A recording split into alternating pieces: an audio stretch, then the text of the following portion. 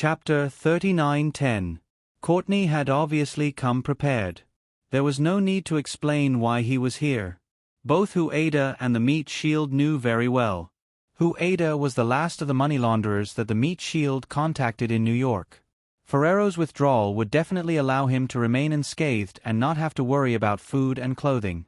However, Hueda was not as smart as Ferrero. To Courtney, Hueda had made the most stupid decision. Extremely stupid. "Mr. Hu, I heard that the most popular dish in your restaurant is spicy crayfish?" Courtney sat down and said calmly, "Actually, Americans prefer to eat big crayfish. I don't know if Mr. Hu has heard of American crayfish." Hueda sneered. "Courtney, do you think I'm ignorant? What American crayfish? Isn't it just Boston lobster?" "I've eaten Boston lobster that was almost 80 centimeters long. It was only 5 kilograms. Boston lobsters were generally half a meter long and about 3 to 4 kilograms. Hueda ate lobsters that were almost 1 meter long and 5 kilograms were definitely rare. Of course, he was not bragging. As long as you had money, you could eat them. After all, the largest recorded Boston lobster was more than 1 meter long and 40 kilograms. "Mr. Hu, you're really lucky." Courtney smiled and said, "However, I heard that more Chinese people prefer to eat crayfish at your restaurant rather than lobster.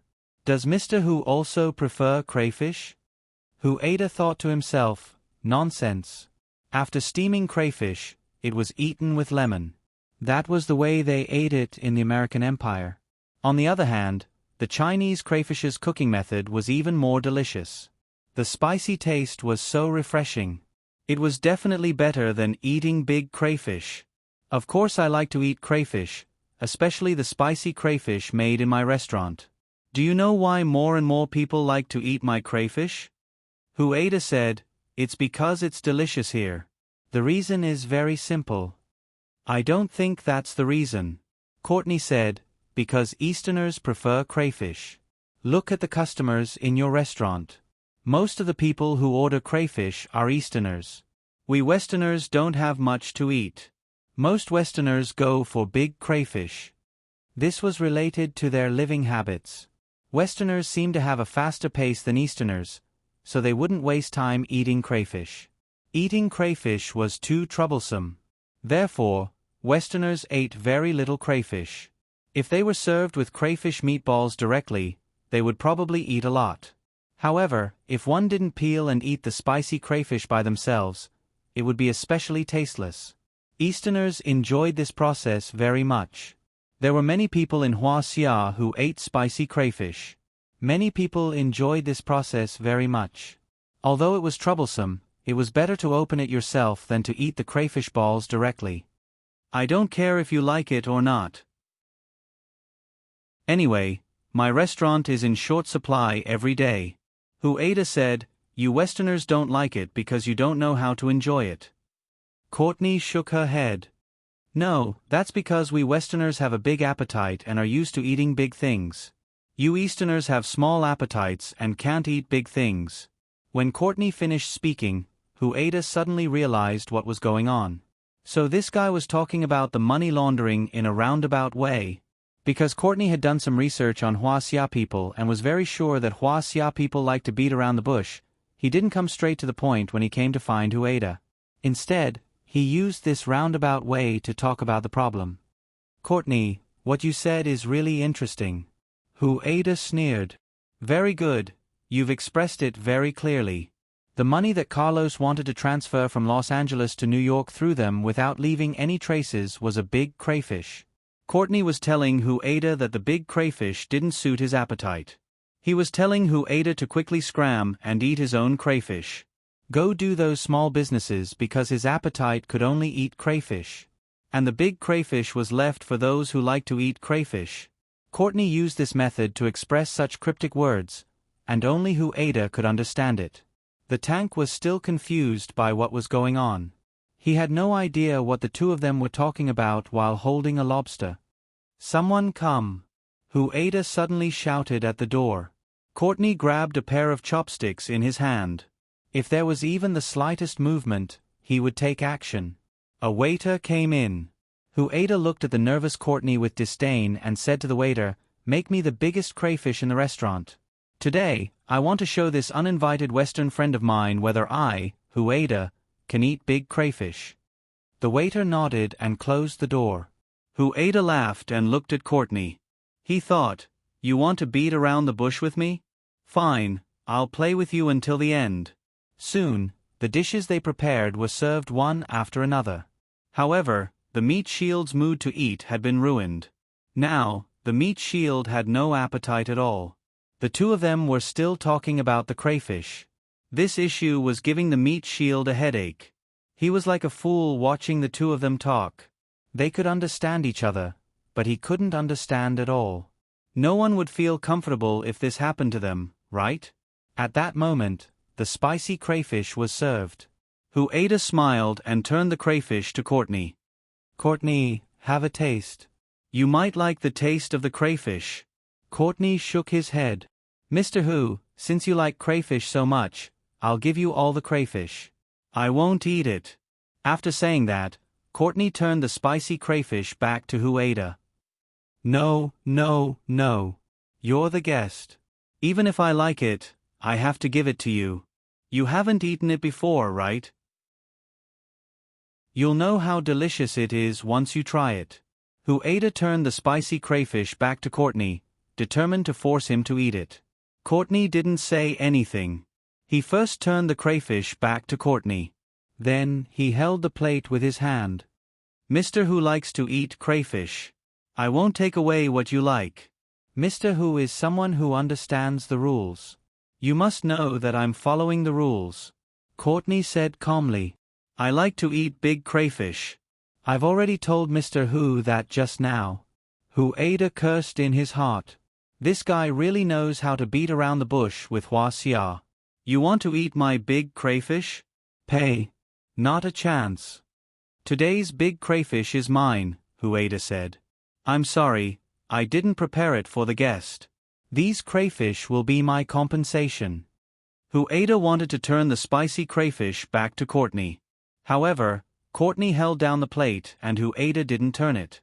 This time, Hueda was not happy and immediately used his hidden strength. The two of them were secretly competing with each other, causing the anti-riot glass turntable to crack with a loud bang. If it wasn't for the fact that it was anti-riot glass, they would have broken it. The glass table was already in such a state, but the two of them still refused to let go. They were still competing with each other. "If you don't want to eat, then I'll eat." After saying that, the meat shield stood up and went forward to take the spicy crayfish and put it in front of him. If they continued like this, the table would flip over. After the meat shield put the spicy crayfish in front of him, the two of them stopped competing with each other. Courtney knew that Hueda was someone who knew real martial arts. Thus, he wouldn't act rashly. Hueda also understood Courtney's ruthlessness. He also knew that he was Baldwin's man. Thus, he wouldn't do anything out of line. Although the two of them were now in an abyss of suffering, they still forced themselves to sit calmly on the surface. "The crayfish is really delicious." The meat shield wasn't a picky person. He directly chewed the crayfish without peeling the skin and swallowed it. This guy ate in a very violent manner. After a meal, the meat shield's eating style attracted the attention of the two of them. Hueda and Courtney finally calmed down. Both of them were silent. However, behind the silence, there was a feeling of cold wind. At least, the meat shield wasn't in the mood to savor the taste of the crayfish when he was eating. His mind was full of messy things. Now, no one was eating the spicy crayfish. When the big crayfish came later, they would fight over it. Although the meat shield wasn't good at beating around the bush, he wasn't a fool. He could tell that the big crayfish they were talking about was not the big crayfish, but Carlos Money. Chapter 39:11. Although this disturbance was temporarily dispelled by the meat shield, the moment the lobster was placed on the table, the atmosphere changed completely. The meat shield felt suffocated. He dared not speak carelessly or move carelessly. This time, he would not be able to place the lobster in front of him. Hueda looked at the lobster placed in the middle and smiled. If there is a choice between lobster and crayfish, I believe anyone would choose the lobster. Courtney, I, Hueda, may not be smart, but I am not a fool. Courtney smiled and said, Mr. Hu is the boss. If the guest wants it, shouldn't you take care of the guest first? Unfortunately, you are not my guest, Hueda said. If I had invited you, I would have done that. However, you came uninvited. That has nothing to do with me. Did I come uninvited? Or did Mr. Hu make this up? Courtney stopped smiling and said, Mr. Hu, you better know that this is New York. I know very well that this is New York. Starting from my grandfather, I have been coming to New York to make a living. My Hu family has been in New York for 3 generations. Hueda said, You, on the other hand, how long have you been in New York? Courtney was left speechless. You must have come to New York after Mr. Baldwin established himself in New York, right? Hueda said, Forget you, even Mr. Baldwin is the first generation to come to New York. So you have no right to tell me that this is New York. I know this is New York better than you. As long as you know, Courtney said, then you should know that even if Elder Hu was alive, he would have to give Mr. Baldwin face. Naturally, I will definitely give him face. I also respect Mr. Baldwin very much. Hueda said, That is why I have always followed the rules. I do not do things that do not follow the rules. I believe Mr. Baldwin has nothing to blame me for, right? Courtney pointed at the lobster and said, Mr. Baldwin's favorite lobster is cooked this way. If I say I will take it away for him, Mr. Hu, you won't have any objections, right? If Mr. Baldwin likes it, I welcome him to come to the restaurant to try it. Hueda said, After all, this lobster is fresh and fresh. If you pack it up and bring it back, the taste will change. Courtney shook her head. It doesn't matter. Mr. Baldwin doesn't care if the taste changes. What he cares about is whether you have the heart. At this time, their topic was already very straightforward. Hueda couldn't take it anymore. He didn't want to continue beating around the bush with Courtney about the lobster. Courtney, you don't have to use Mr. Baldwin to suppress me. I'll make it clear today. If Mr. Baldwin gets this business, I won't covet it at all. But this meat shield is the one who found me. I'm a businessman. How can I reject a business deal? Courtney nodded. So, you still think highly of Mr. Baldwin? Of course. Hua said, In New York, no one would disrespect Mr. Baldwin, but this Hua Xiao's money came to me. I'm Chinese too. I don't steal or rob. I abide by the rules. Can't I do it? Since Mr. Baldwin is respected by me, he ought not to break the rules here. In fact, Hueda's words meant nothing to Courtney. Courtney didn't care what he said at all. I've already conveyed the message. Courtney said, I believe you know who died today. Mr. Hu, I hope you can think clearly. Even Ferrero took the initiative to withdraw from this business. Do you really think you can swallow it? I'll swallow as much as I can. That's not too much, right? Hueda said. Courtney's expression became more and more unpleasant. Mr. Hu, for so many years, even Old Hu didn't dare to touch Mr. Baldwin's cake. I didn't expect you to dare to touch it after Old Hu passed away. If Old Hu knew about this, he would definitely say you're fooling around. Hueda shook his head and waved his hand. A dead person is dead. He won't know anything. For so many years, Hueda had been depressed about his father's attitude. He was too conservative. Sometimes, he was so conservative that he felt it was unreasonable. Now, he finally had the chance to control his own life. Why should he be conservative? Although Baldwin was very powerful, Hueda felt that if he followed the rules and didn't touch Baldwin's cake, Baldwin wouldn't do anything to him. More importantly, he couldn't eat his own cake. It was impossible for him to give up something that was close to his mouth. For so many years, his father had been suppressed by Baldwin. Now, he felt that it was time for him to straighten his back. As long as everyone followed the rules, everyone had the right to do what they wanted. This was what Hueda wanted to fight for the most now. Faced with this opportunity that had come knocking on his door, he certainly wasn't willing to let it go. Mr. Hu, your stubbornness may be the thing that kills you. Courtney stood up after saying that. If I were you, I definitely wouldn't make the choice you're making now. This choice is too foolish.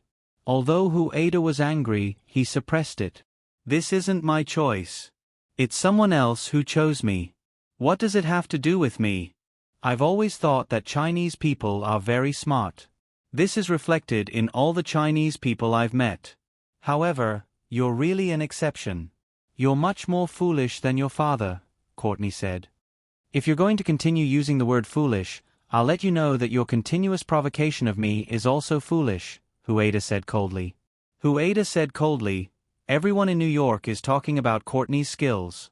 I really want to see it for myself today. You'll have the chance. But not today, Courtney said. Courtney said, because Elder Hu and Mr. Baldwin are friends, I won't treat you the same way I treat someone else. I'm afraid you don't have the ability to treat me like someone else, right? Hueda wasn't afraid at all. Courtney smiled faintly. Perhaps you're no different from someone else in my eyes. Mr. Hu, don't be too conceited. You're the conceited one. You haven't seen Hua Xia's Kung Fu, and you think you're a supreme master? Hueda spat. Don't you like Hua Xia culture? Then let me tell you, there's a saying in Hua Xia, there's always someone better than you. Who's the outsider and who's the outsider? Courtney laughed. It's a pity that we don't have a chance to fight it out now. If you want the chance, you can have it at any time. I'll accompany you. Hueda said. There's no time like the present. How about today? Courtney shook his head. It wasn't that he didn't want to fight, nor was he afraid of fighting Hueda. It was just that Baldwin had said to keep Hueda around. Hueda was someone who would be useful in the future. That was why he used other methods. Hueda looked at Courtney with disdain, despising him in his heart. He despised cowards like him the most, trash cowards. If you don't dare to fight me, why come here to make trouble for yourself? Hueda said disdainfully. It's not too late to leave now. Otherwise, don't blame me for not giving you a chance. Chapter 39:12. Mr. Hu, I'm giving you a chance, Courtney said.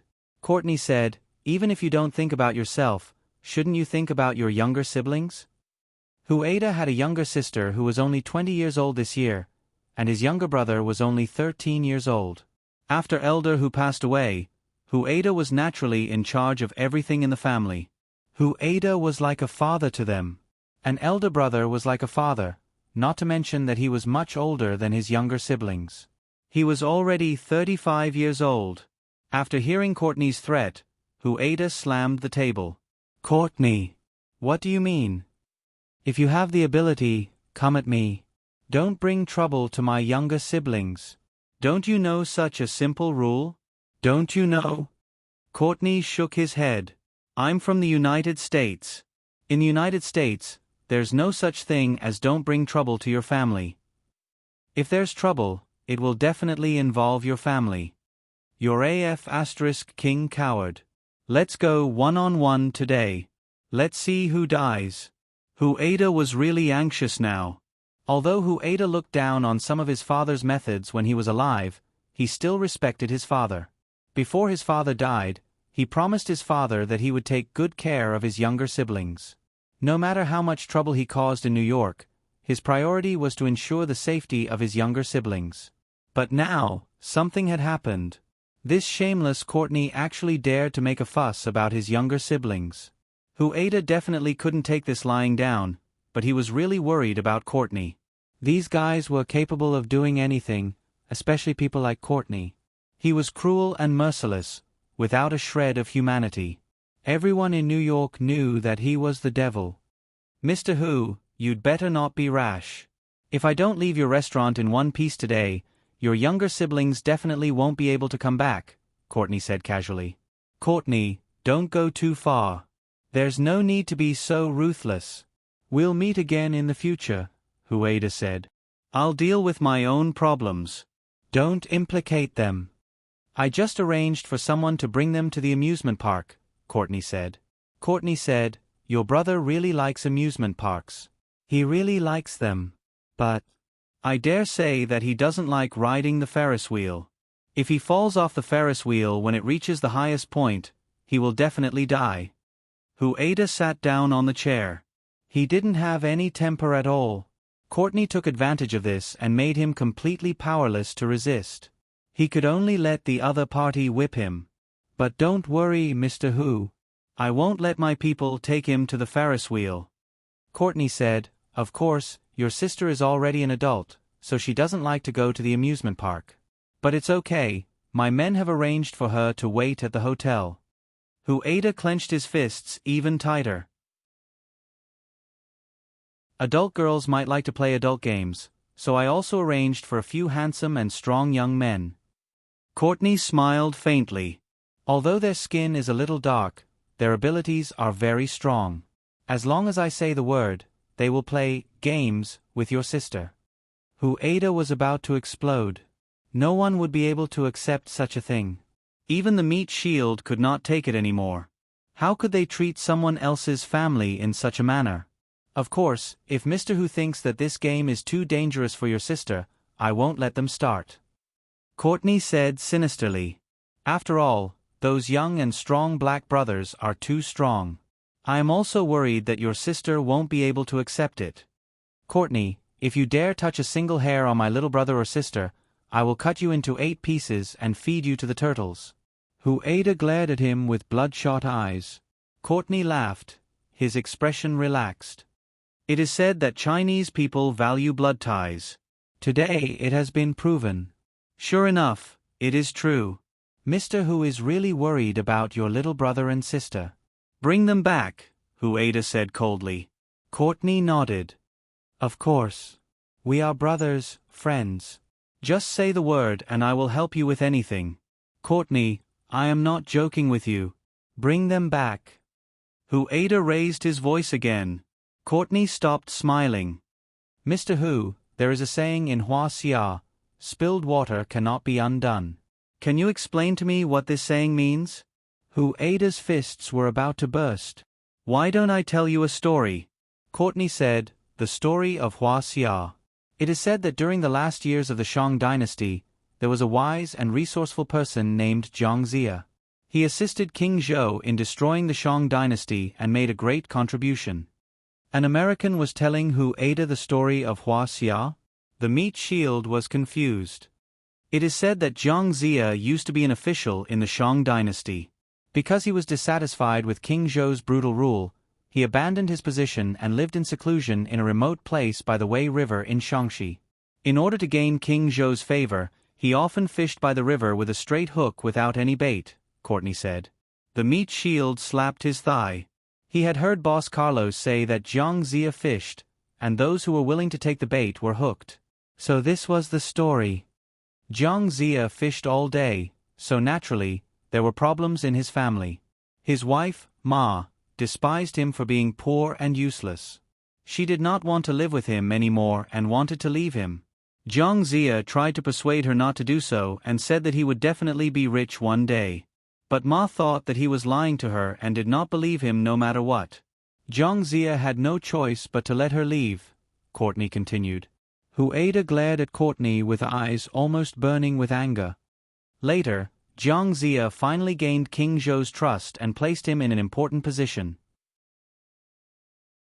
He helped King Wu of Zhou to destroy the Shang dynasty and establish the Zhou dynasty. Ma saw that he was rich and had status, so she regretted leaving him and asked Jiang Zia to restore their relationship as husband and wife. Courtney said, but Jiang Zia had seen through her and did not want to restore their relationship. He poured a pot of water on the ground and asked Ma to collect it. The meat shield shook his head, as if to say, how is that possible? This Ma was really stupid. She quickly crawled on the ground to collect the water, but she could only collect some mud. Jiang Zia told her coldly, you have already left me, so we can no longer be together. This is like pouring water on the ground, it is difficult to collect it. After Courtney finished, he was proud of his understanding of Hua Xia culture. This is what it means to be unable to collect spilled water. Hueda suddenly exploded. He took a big stride forward and grabbed Courtney's collar. He shouted angrily, "Shut up! What did you do to my brother and sister?" "Mr. Hu, don't worry. I'm just telling a story," Courtney said. "Our relationship has not reached the point where it is impossible to collect spilled water. As long as Mr. Hu takes a step back, I won't pour this pot of water on the ground." Ada's mind was completely blank. This bastard! How dare he trick me? But his brother and sister were still in Courtney's hands. Ada did not dare to act rashly. He could only slowly release Courtney's collar. "What do you want me to do?" "I don't need Mr. Hu to do anything difficult. I just need Mr. Hu to pack this big lobster properly and let me bring it back to show my respect to Mr. Baldwin." Courtney played the word game with Ada again. Ada slumped into the chair dispiritedly. At this time, he was powerless to change the situation. "Mr. Hu, this is not a difficult thing to do," Courtney said. "I believe you can do it. I also believe that Mr. Baldwin will be happy and satisfied with your lobster. After all, Elder Hu and Mr. Baldwin are friends. Everyone in New York knows this. Mr. Hu will not be troubled when doing things in New York in the future." Ada finally lowered his head. He gave up. He realized that he could not compete with Baldwin. These guys didn't care about rules, so it was impossible for him to gain any advantage from them. "Take the lobster with you. I will never touch it again," Ada whispered. "I just want my brother and sister to come back safely. That's all."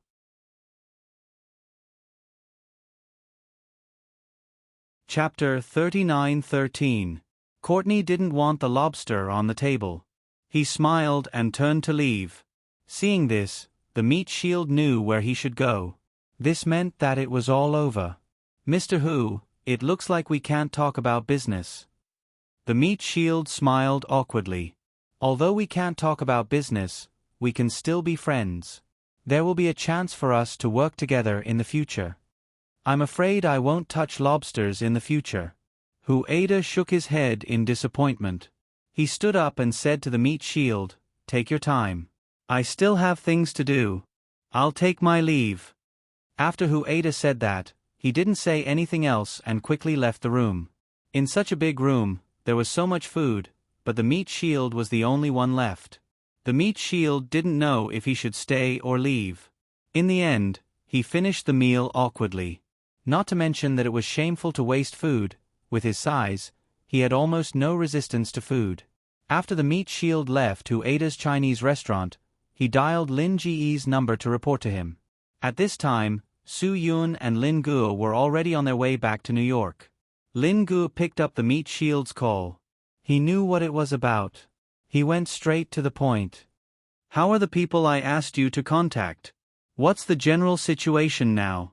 "Boss, I used my connections in New York to help you contact 4 people who have some ability to safely launder money," the meat shield said. The meat shield said, "But in just 1 day's time, one of them voluntarily quit, the other one was forced to quit an hour ago, and the other 2 are already dead." "Dead?" Lin Guo was shocked. He didn't expect this at all. The meat shield nodded. "Yes, they're dead. I didn't expect it to be so fast. It's really unbelievable." "Did Baldwin do all of this?" Lin Guo asked. "It's all done by Baldwin's subordinate, Courtney," the meat shield said. "That bastard is really ruthless. He wants to silence me after hearing the slightest rumor." Lin Guo said. "Baldwin is forcing me to make a deal with him." The meat shield said, "Boss, there's something I don't understand. There's no benefit in doing this. It's the same if you let Courtney handle the money. Why do you have to get Mr. Baldwin involved? What's the point of that?" "Of course it's meaningful," Lin Guo said. "This is a matter of face." The meat shield didn't say anything else. His boss wanted to save face. This was something he knew very well. Lin Guo frowned and said, "Could it be that we can't find anyone who can cooperate with us? I'm afraid no one would dare to get involved in this matter anymore. New York may be big, but news of people dying spreads quickly. No one would dare to face Courtney's blade head-on to earn this money. They really wouldn't be alive to spend it," the tank said with lingering fear. Wait for me in New York. Lin Gu said. If anyone is willing to do business with us, protect them. I'll be in New York by tomorrow morning. The meat shield grunted. Then I'll wait for you, boss. Lin Gu hung up the phone and looked at Su Yun in surprise. Brother. It seems that Baldwin's reaction is more powerful than we thought. Su Yun nodded to indicate that he had heard the contents of the phone call. He directly silenced them. He's not going to give us anyone to work with. Lin Gu said, this old thing is putting on airs. Su Yun smiled. He's forcing us to see if we can cooperate with his subordinate directly. Obviously, he doesn't want to let go of this profit, but he wants to be arrogant. This is clearly showing contempt. Lin Gu frowned and said, then what should we do, brother? We can't just let him step on us like this, right? Although he dares to kill people directly, does he dare to kill everyone in the New York Mafia? Su Yun said, even if he wants to, he will have some scruples. That's impossible, brother. Even if Baldwin has the ability, the New York police won't let him do it. Lin Gu said, there are so many mafia in New York. In fact, it's a kind of power that restrains each other. If Baldwin kills all the mafia, there will be no power to restrain them. The police will definitely not agree. When the time comes, the entire United States will mobilize enough power to deal with him. No matter how powerful he is, he won't be able to handle it, right? Su Yun nodded. That's right. That's what I mean. This is what Baldwin will have scruples about. But what does this have to do with us? Lin Gu said. As long as we increase the commission, I believe there will be people who will dare to take the risk. Su Yun said, when there's a big reward, there will be brave men. This is the experience of our Hua Xia ancestors.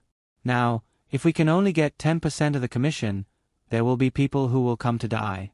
Then let's get the meat shield to give 20%. If 20% isn't enough, give 30%. Lin Ji's eyes lit up when he heard this. Yes. If 30% isn't enough, give 50%. Lin Gu laughed. In any case, this was just a verbal promise. They wouldn't transfer a single cent. Su Yun continued, as long as we do this, we can continue to attract people who want to earn this money. Although Courtney is ruthless, sooner or later, he will get tired of killing people. Lin Gu clapped his hands and cheered. Anyway, the people he killed were people who deserved to die. It's a dog biting another dog. They can kill however they want. If Baldwin isn't afraid of offending people, then let him kill as he pleases, Su Yun said. We'll just watch the show. I'll call the meat shield now and ask him to increase the commission immediately. Lin Gu was really excited when he said this. He directly took out his phone. Su Yun motioned for him not to be anxious. There's no need to rush. It won't be too late to talk about it after we reach New York. Wouldn't it be better to contact him earlier? Lin Gu was puzzled. Baldwin had his subordinates kill 2 people in a row.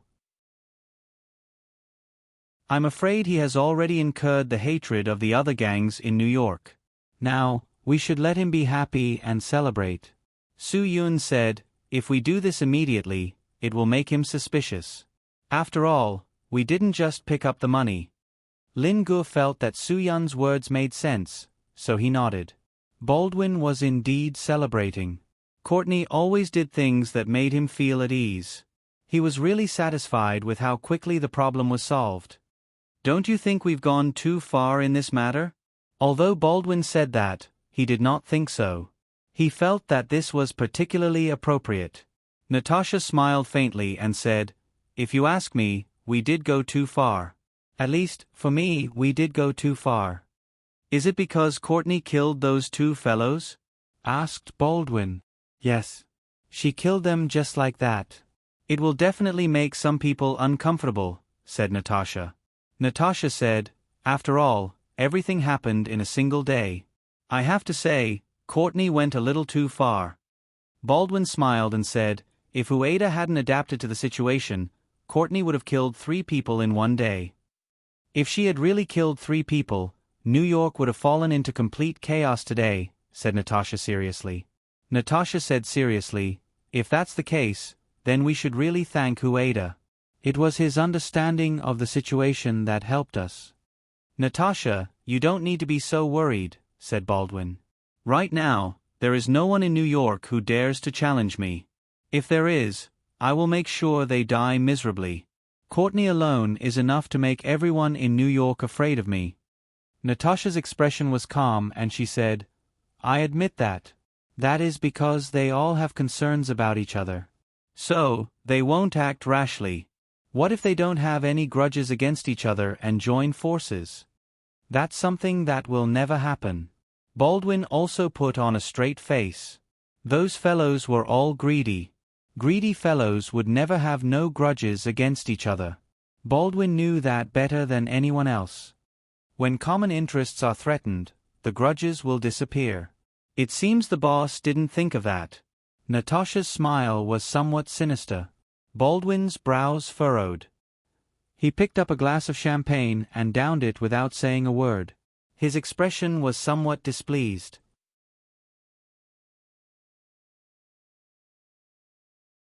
Chapter 39:14. Baldwin's silence caused the room to become much quieter. It was not until Baldwin lit up his cigar that Natasha slowly opened her mouth again. We all know very well that the New York gangs generally act based on a common bad need. Then, they gain each other's understanding and support. Through the establishment of diplomatic relations, they form a common sense of identity and commit crimes together. Although everyone's position and role are different, their goals are the same. They are all selfish and will bite others for their own goals. There are two things a person needs to survive in this world, courage and wisdom, Baldwin said. That is what you said before. Do you want me to back down now? Natasha shook her head. No, of course not. The whole world knows of Boss's courage and wisdom. Then, all the more reason for me to make everyone who wants a share of the profits realize that going against me will not end well, Baldwin said. Otherwise, where will my dignity go? Don't go too far. Leave some leeway. Natasha gently shook her head. If there is no leeway, I fear that we will face more troublesome problems than we can imagine in the future. Baldwin grew angry. This is my business to begin with. The others should know the consequences of trying to get their hands on it.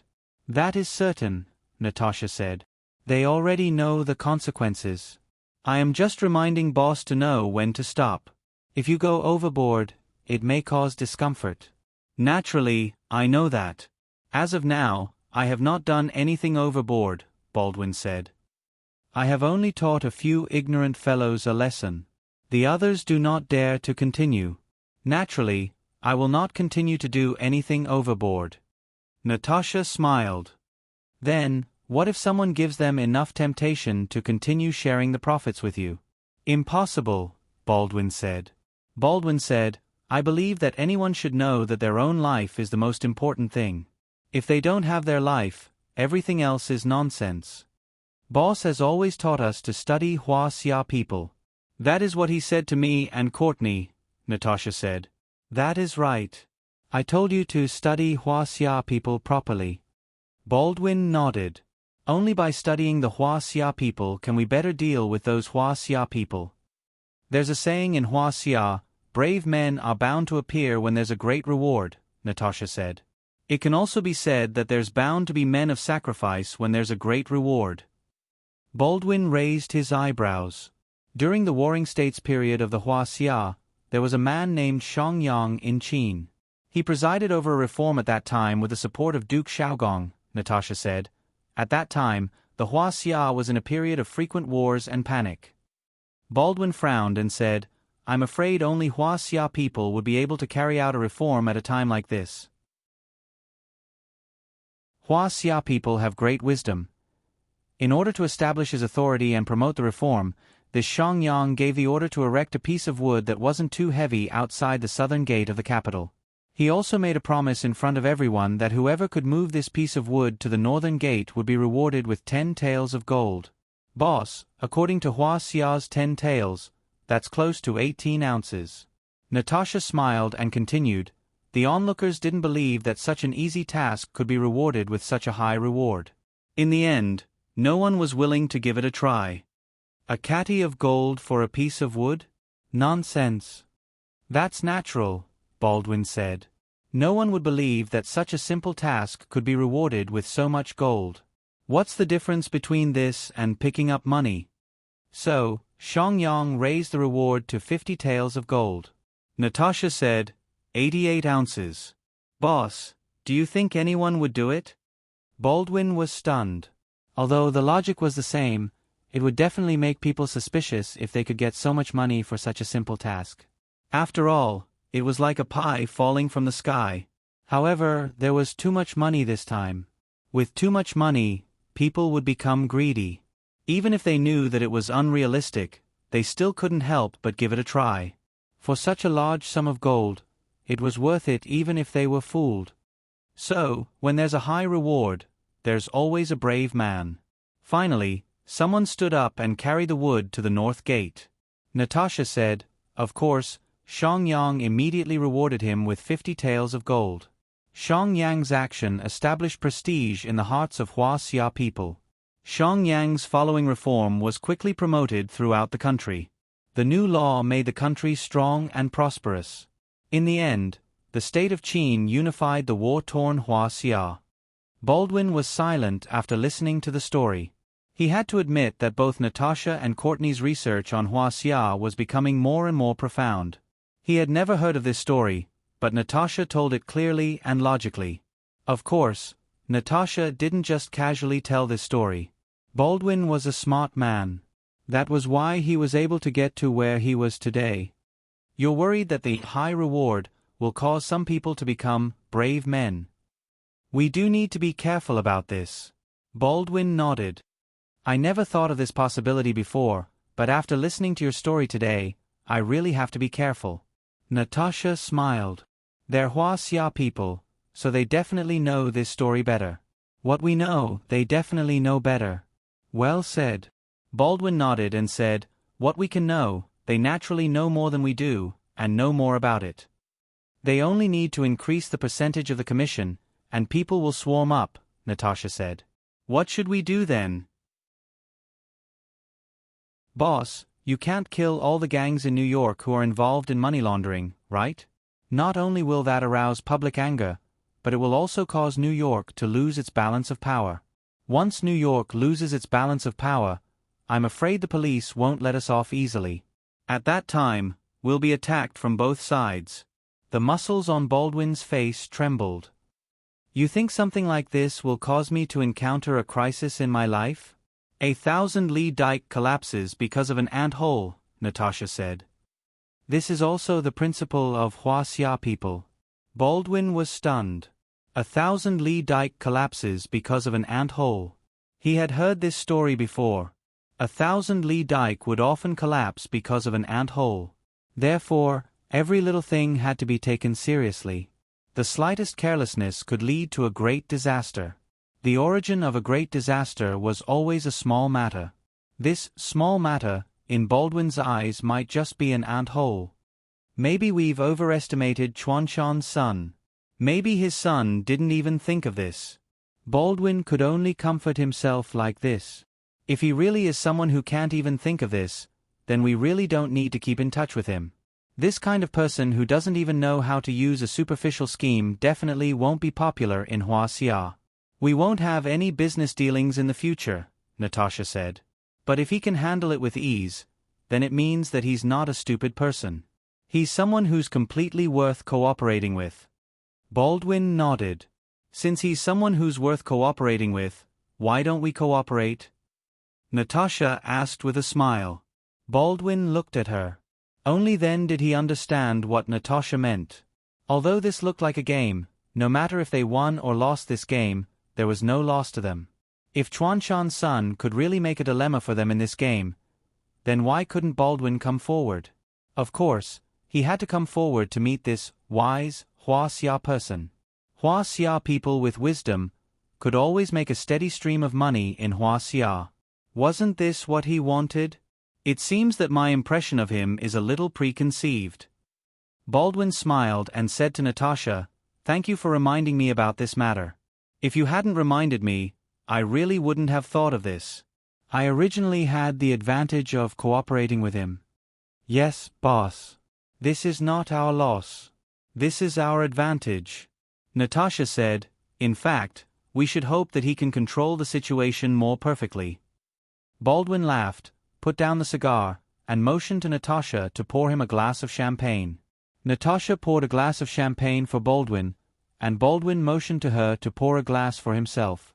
The two toasted to celebrate.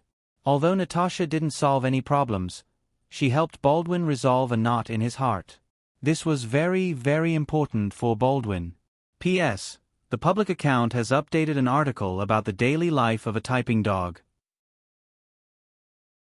Because many friends want to know, and many readers want to join the industry, you can take a look and participate in the quiz. Follow Pen Spirit's Sleepwalking WeChat public account to participate in the activity. The steps to add a public account are as follows. Open WeChat, click on the upper right corner, click on Add Friend, click on the public account, enter QQ276432835 or directly enter Pen Spirit Sleepwalking, search, follow.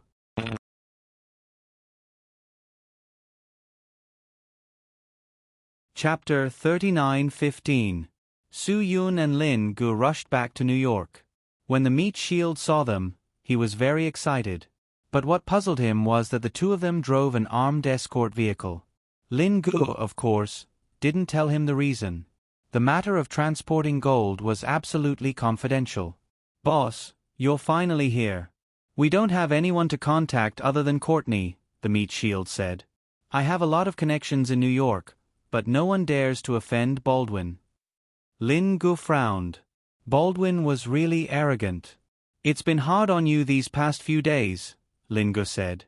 Courtney didn't make things difficult for you, did he? He didn't make things difficult for me, but he did threaten Huada, a powerful Chinese mafia member in New York, right in front of me. He used Huada's family as leverage, and in the end, Huada gave in, the meat shield said. I was sitting right next to him the whole time. Su-Yun smiled. He deliberately chose a time when you were there. Why would he do that? The meat shield didn't understand. There's no need for that, right? He didn't choose to kill someone when I was there. Of course he wouldn't choose to kill someone when you were there. That's a slap in the face, not a warning. Su-Yun. He chose to threaten Huada when you were there. That's a warning. He's warning you that you don't need to ask anyone else. It's useless. The meat shield nodded. He believed that. There's one thing you need to be clear about, Su-Yun said. Now you've been fooled by him. Courtney only has one goal in mind, and that's it. As long as you're scared, you'll tell us to stop doing useless work. No one in New York will dare to cooperate with us. We'll lose our lives if we cooperate. That's what Courtney meant. The meat shield sighed helplessly. And it's really impossible for us to find anyone else to cooperate with. Lin Gu waved his hand. More money. The meat shield was stunned. More money. This was the first time he'd heard someone ask for more money. Usually, the party helping to launder money would ask for more money, while the party paying would ask for a lower commission ratio. Mr. Carlos, what do you mean? More money. Increase the commission rate? The tank looked at Lin Gu in shock. Lin Gu nodded. That's right. Increase the commission ratio. It's 10% now, right? I'll double it. 20%. Spread the news and ask your connections in New York to spread the news. I'd like to see if no one is willing to make such a large sum of money. Boss. Based on our current estimation, the amount of assets that you want to transfer is close to $3 billion. 20% of it is $60 million. The tank's eyes turned red as he spoke. What did $60 million mean? That was a huge sum of money. Even the most famous star in the NBA would not be able to get that much after deducting taxes. Yes, 20%. Lin Gu said. Spread the news now and ask all your connections to spread the news. Continue to look for partners for me. The tank swallowed his saliva. The temptation of such a large sum of money was too tempting. He would never be able to earn so much money in his lifetime. If he had the ability to earn 60 million US dollars, he would do it, even if it meant risking his life. Unfortunately, he did not have the ability now. Even if he risked his life, he would not be able to earn that much money. I don't believe that this matter will not attract the attention of New York. Lin Guo said, Meat Shield, this is good for you too. Now, you'll be famous in the New York circle. Although the tank did not say anything, he knew that he would become the talk of New York within a day. This would be very beneficial for him in the future. In this day and age, people in the entertainment circle were not the only ones who needed exposure and fame. People in the mafia circle also needed exposure. After the exposure increased, they would be able to do things with face and have the right to speak. If they did not have the right to speak, they would be easily bullied. I understand. I will do as the boss says. The tank nodded and immediately went to arrange this matter. Su Yun and Lin Guo had a day of leisure in New York. Since they were free, they naturally wanted to take a look around. If they did not go to the Metropolitan Museum of Art in New York, it would be a waste of time. Although it was not the first time Su Yun and Lin Guo came to the United States, they did not have the time to visit the Metropolitan Museum of Art. Someone said that New York must come to the Metropolitan Museum of Art. Su Yun smiled. There are 3 major art museums in the world: the British Museum in London, the Louvre in Paris, and the Metropolitan Museum of Art in New York. Lin Guo sighed. We are lucky to have time to come here. This museum was so small that even the souvenirs were very exquisite. Su Yun and Lin Guo could not help but buy a few. Although it was the first time Su Yun and Lin Guo came to the Metropolitan Museum of Art, they felt a sense of familiarity. This was because this place appeared more in movies and TV dramas. The entrance of the Metropolitan Museum of Art often appeared in TV dramas. After visiting the museum, they naturally had to go to Times Square. This place was full of advertising signs. One could imagine how much attention this place had in the world. Of course, the scenery of Times Square at night was even more dazzling. Those super large advertising billboards made Times Square bright and dazzling. Experiencing the real city that never sleeps, no matter how late it was, there were still many people here. There were also Broadway operas, the Empire State Building, Wall Street, the Statue of Liberty, Central Park. After visiting all these places, they really did not have a minute of free time for the whole day. When Su Yun and Lin Guo returned to the hotel after eating, it was already night time. The meat shield was already waiting for them at the hotel. As soon as the meat shield saw Su Yun and Lin Guo, he rushed forward. Mr. Carlos, I have already spread the news. Now many people are spreading the news. I believe there will definitely be a reaction tomorrow. Very good. You have worked hard. Rest early. If there is news tomorrow, contact me immediately. Lin Guo said, It's getting late. I am really tired. Even if someone wants to talk to me about cooperation today, I don't have the energy. Then, boss, rest early. The meat shield said, If there is news, I will inform you immediately. I believe it will be very fast. Well, this is New York after all.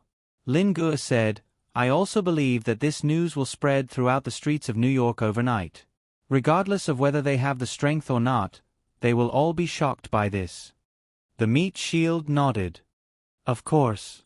The commission price has been doubled. This is something that has never been heard of in the history of money laundering. This is the effect I want.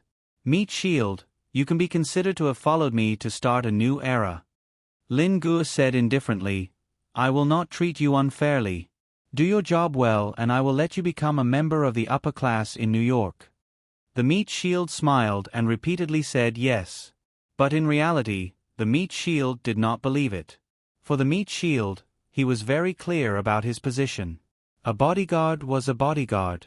Moreover, he was different from ordinary bodyguards.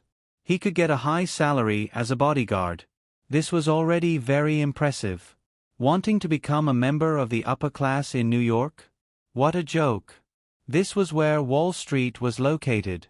How many rich people were there? Any boss on Wall Street was rich.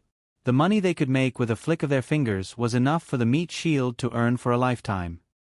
He did not come to New York with the hope that he could become a member of the upper class. He came to New York with the hope that he could establish himself and survive. It would be good if he could have a certain reputation on the streets. What upper class? He did not even dare to think about it. If there is no news tomorrow morning, you don't need to worry. Su-Yun reminded the meat shield. After all, this situation will arouse suspicion. If it is too difficult or too easy to make money, people will stop. This is definitely a normal phenomenon. The meat shield shook his head and insisted. No, it won't. The temptation of such a large sum of money is really too big for these greedy people in New York.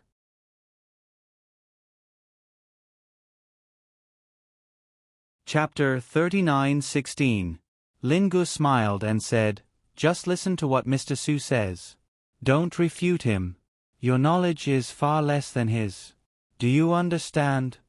The meat shield froze for a moment, then quickly nodded and said, "I'm sorry, Mr. Su. I didn't mean to refute you. I just know how greedy the guys in New York are." Of course, the guys in New York are greedy. If they weren't greedy, New York wouldn't be the richest city, Su-Yun said. In this city, people who had clean businesses didn't necessarily not do dirty things. People who did dirty things didn't necessarily not have clean businesses. This was very contradictory. Whether it was clean or not, no one could say for sure.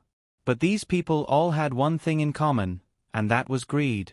From Baldwin, who controlled a large criminal organization, to the small fries, who were no better than ants in Baldwin's eyes and could be killed without batting an eyelid, they were all greedy. Greed made people have excessive needs. Greed made these guys want to die. Greedy people are not only greedy for money. They also care about their lives.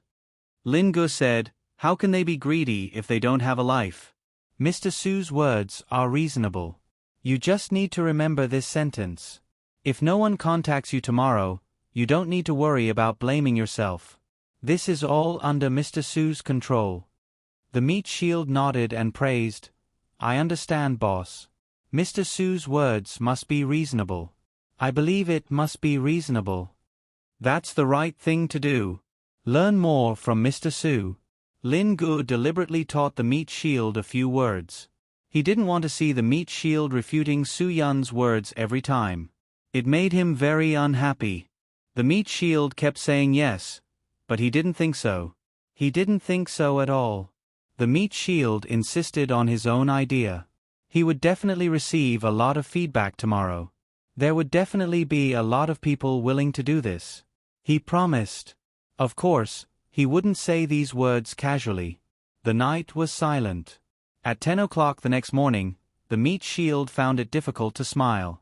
He woke up very early this morning. After waking up, he waited for his friends to contact him. However, after waiting for more than an hour, no one contacted him. Everyone should be very active in this kind of profitable matter, but this time there was no movement, which made the tank a little uneasy. After the meat shield lost his composure, he began to call his contacts. After a few calls, the meat shield could no longer smile. He really couldn't understand why such a large sum of money would make someone back off. In the past, when he could only earn 30 million yuan, there were still many people who wanted to work with him. He had chosen 4 people who were not bad overall. Now he could earn 60 million, which was double the amount. However, the people who wanted to cooperate with him had all disappeared. Was it because of what Courtney had done? But for such a huge benefit, there would definitely be people willing to take the risk. Everyone knew about Courtney's actions. As long as they were on guard against him, they wouldn't die tragically on the streets. Su-Yun and Lin-Gu also didn't contact the meat shield. They leisurely went to eat breakfast and then prepared to continue their vacation in New York. Just as Su-Yun and Lin-Gu were about to go out for another day, the meat shield finally appeared in front of them. The meat shield's face was full of depression. Su-Yun could see the reason at a glance. He was even sure that the meat shield had contacted all his contacts in New York. He was so depressed because he didn't receive any reply. No chance. Lin-Gu glanced at the meat shield. Weren't you quite confident yesterday? Today, there's no news at all? No one dares to do it? Or is it too little? The meat shield shook his head. It's definitely not too little. It's definitely because no one dares to do it. Boss, my estimation was wrong. It seems that New Yorkers are not only greedy, but also timid. No, you're wrong. They're not timid. In the end, it's because the money is too little. Su Yun smiled. I'm afraid 20% isn't enough for them to take the risk. The meat shield stared at Su Yun with wide eyes. 20% is too little? How about this? We'll continue to increase the money. 30%. As long as anyone dares to accept our business, we'll give them a turnaround period. We won't just give them a portion of the USD they can swallow, we'll give them everything we have. They can swallow as much as they want. All of my money will go through them. Even if it's 10 times, 8 times, as many times as you want. The meat shield almost screamed out loud. 30%. That's crazy.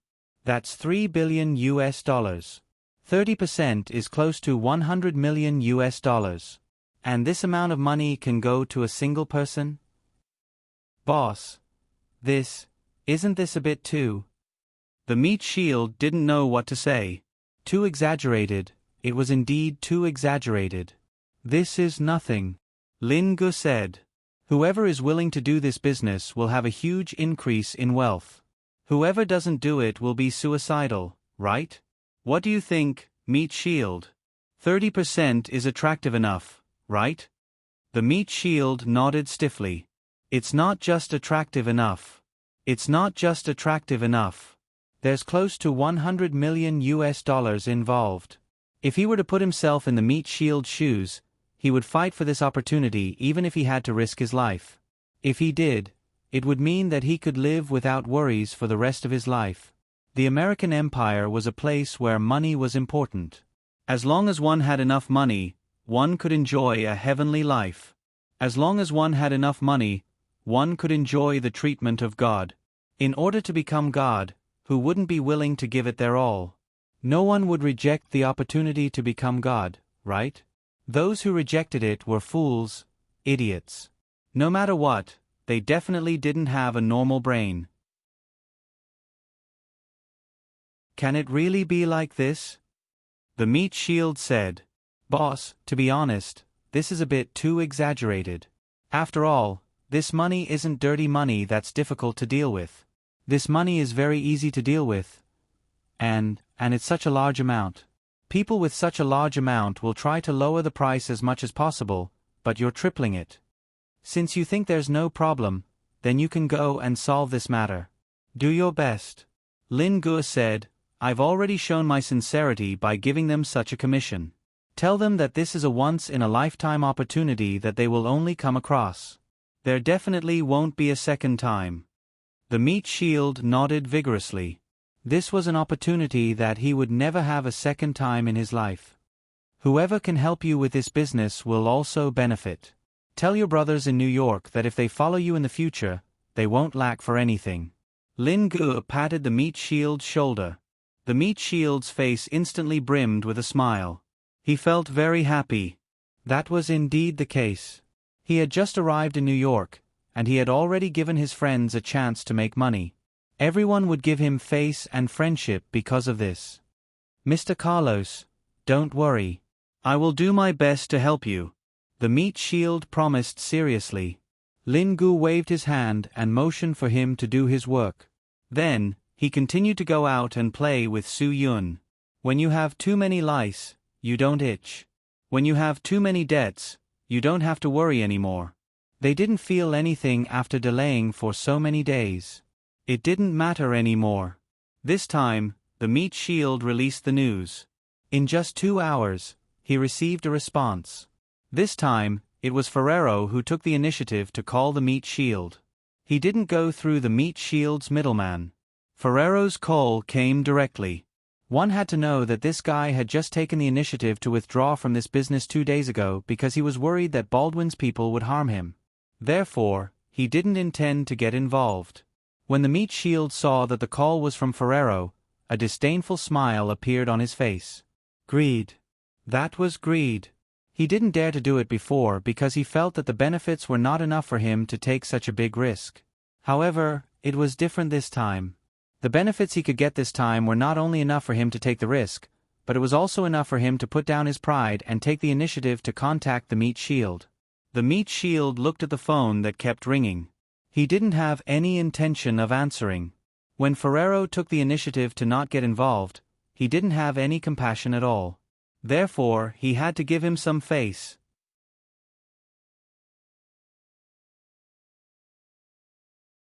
Chapter 39:17.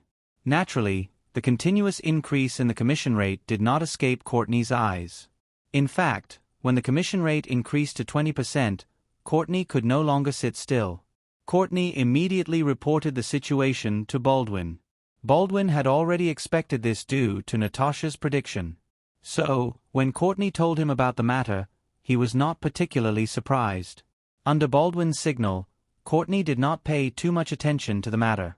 Baldwin's intention was to let them do as they pleased. However, what Baldwin did not expect was that, just one day after the incident, Courtney called again and told him that the commission rate had increased to 30%. This brat really did use the trick of generous rewards will attract brave men. This time, Baldwin was a little surprised, especially when Courtney told Baldwin that the entire New York City was in an uproar when the price was announced. It must be known that this was not a small matter. This was a big matter. 30%. Such a price had never appeared in the entire United States. Even during the most difficult times, no one dared to ask for more than 20%. Such a huge profit not only drove those involved in the money laundering business to lose control of themselves, even those who were not involved in this business would not be able to resist taking a bite out of it. Who would refuse such a large sum of money? Did he really say that he would give 30%? Baldwin asked again. Courtney nodded. That's right. It's like that. He really did give us a 30% commission rate.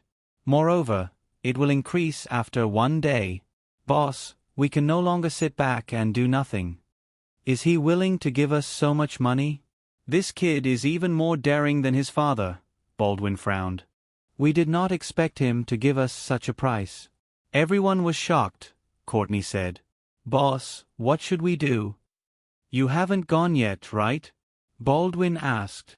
Last time, he said that you did not want to meet him in person, so he was not sincere. He also did not have any good impression of me or trust in me, Courtney said. If I go to him now, I'm afraid he will only feel even more disgusted. I don't think that's appropriate. Last time was last time. This time is different. The situation is different.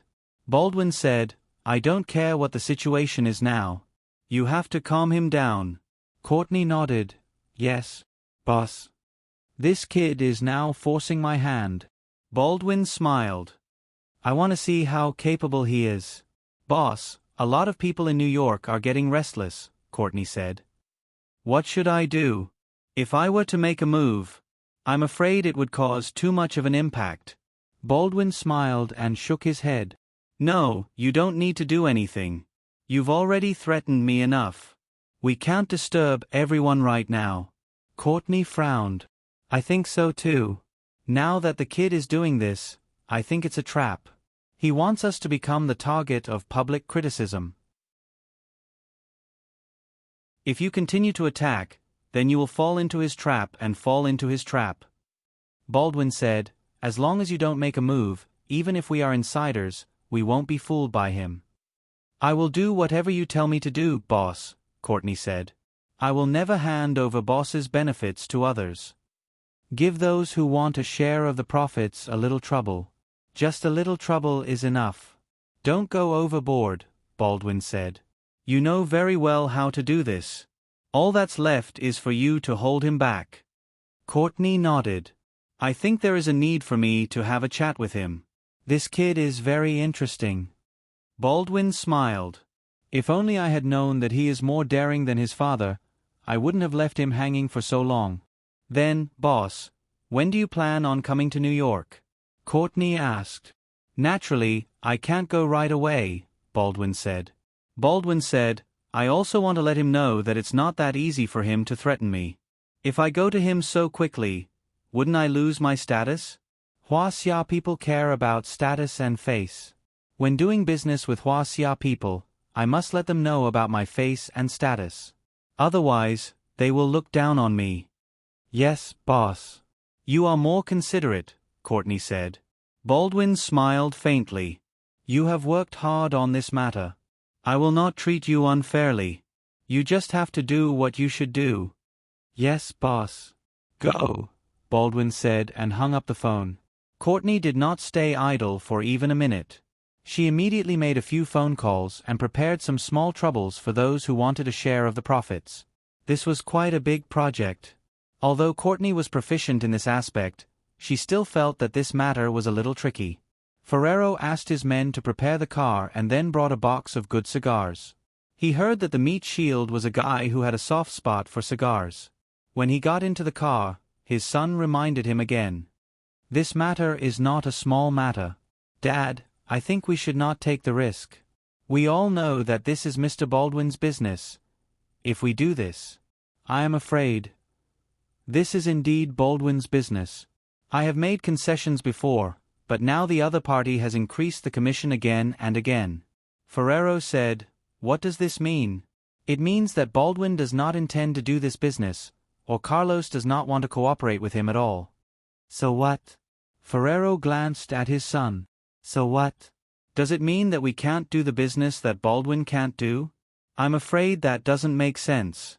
Little Ferrero looked at his father and hesitated. He knew that he could not change his father's mind, which made him a little helpless. Everyone was well aware of how dangerous this matter was. But in the face of great benefits, they all chose to face the difficulties. Even if there was danger, they did not intend to stop. I know what you are worried about, and I know very well what kind of danger my doing will bring to our family, Ferrero said. That's why I asked you to buy a ticket to leave New York first. Although Baldwin's power is great, it is not enough to involve the whole United States. Little Ferrero looked at his father and hesitated. But what if you are in danger? I have been in New York for so many years. I know what kind of danger to face and what kind of response to it is better than you. Ferrero said, You don't need to worry about me. This is my problem. I will solve my problem. You just need to protect yourself. But what if? Ferrero glared at his son, and his son stopped talking. Although this was inauspicious, as a son, he had to worry about it. I said, I will take care of my own problems. Ferrero emphasized again, so you don't have to worry about anything. Little Ferrero stopped talking and nodded as he watched his father get into the car. After Ferrero got into the car, he nodded to the driver to drive. In the car, he glanced at the cigar. This was a brand he liked very much. He believed that the meat shield would be very satisfied after seeing this cigar. When this Mr. Carlos from the East raised the commission to 30%, he knew how many people would be eyeing this business. Before, he did do things that made the meat shield unhappy and said things that made the meat shield unhappy. He had to use something sincere to move the meat shield. Only in this way would he be able to take this business under his wing. Ferrero believed that, in the competition of so many people in New York, he still had a lot of competitiveness. With this competitiveness, he could take this business. He could bring them faster cash flow. If necessary, he was even willing to reduce the commission ratio. 25% was a very, very considerable amount for him. After all, this large sum of money could be transferred in batches, which would not bring him any pressure. Thinking of this, Ferrero couldn't help but smile. There were few things that made him feel excited for so many years. Although he would also worry about Baldwin's threat to him, in the face of benefits, his greed could not be controlled.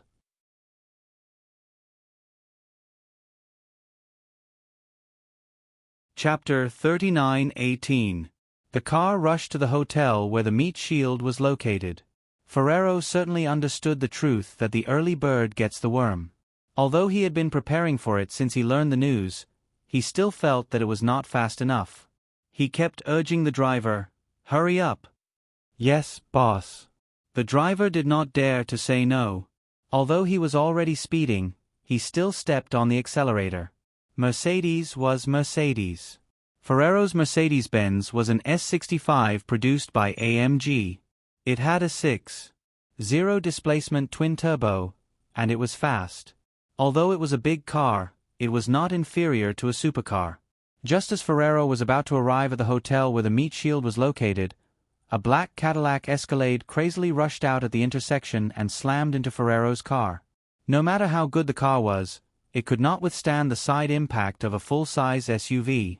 The speed of the black Escalade was at least more than 100 kilometers per hour, so Ferrero's car directly flipped 3 times in a row before landing heavily on the ground. After the collision, all the airbags of the Escalade popped out, but the driver seemed to be prepared. He took out a knife that he had prepared and directly pierced the airbags. The car fell back for more than 10 meters, turned around, and quickly evacuated the scene. The Mercedes-Benz that was knocked over was a little dying. It lay on the ground, motionless. All the airbags in the car were opened. No one could see what was going on inside. It was all white. The car also began to leak oil. Of course, this would not cause the kind of explosion seen in blockbuster movies, unless someone played a trick and threw a Zippo lighter at the leaking oil. The onlookers were also scared. Everyone didn't know what had happened, but they were well aware of one thing. This kind of thing was definitely not an accident. Most likely, it was related to the gang's revenge. A few minutes later, there was finally movement in the car. The 4 corners of the car's windshield were cracked one by one with an escape hammer inside. After the 4 corners of the glass were smashed, a big foot came out fiercely. The car's glass was kicked out directly. This was a very basic method of self-rescue. There was also a technique to using the life-saving hammer. If it was smashed, the person would probably be out of oxygen, and the glass would not be so easily broken. The most correct and simple way was to fix the 4 corners first, and then push hard in the middle, which would save a lot of effort. Ferrero's driver was obviously an experienced driver. After the driver came out, he began to save Ferrero.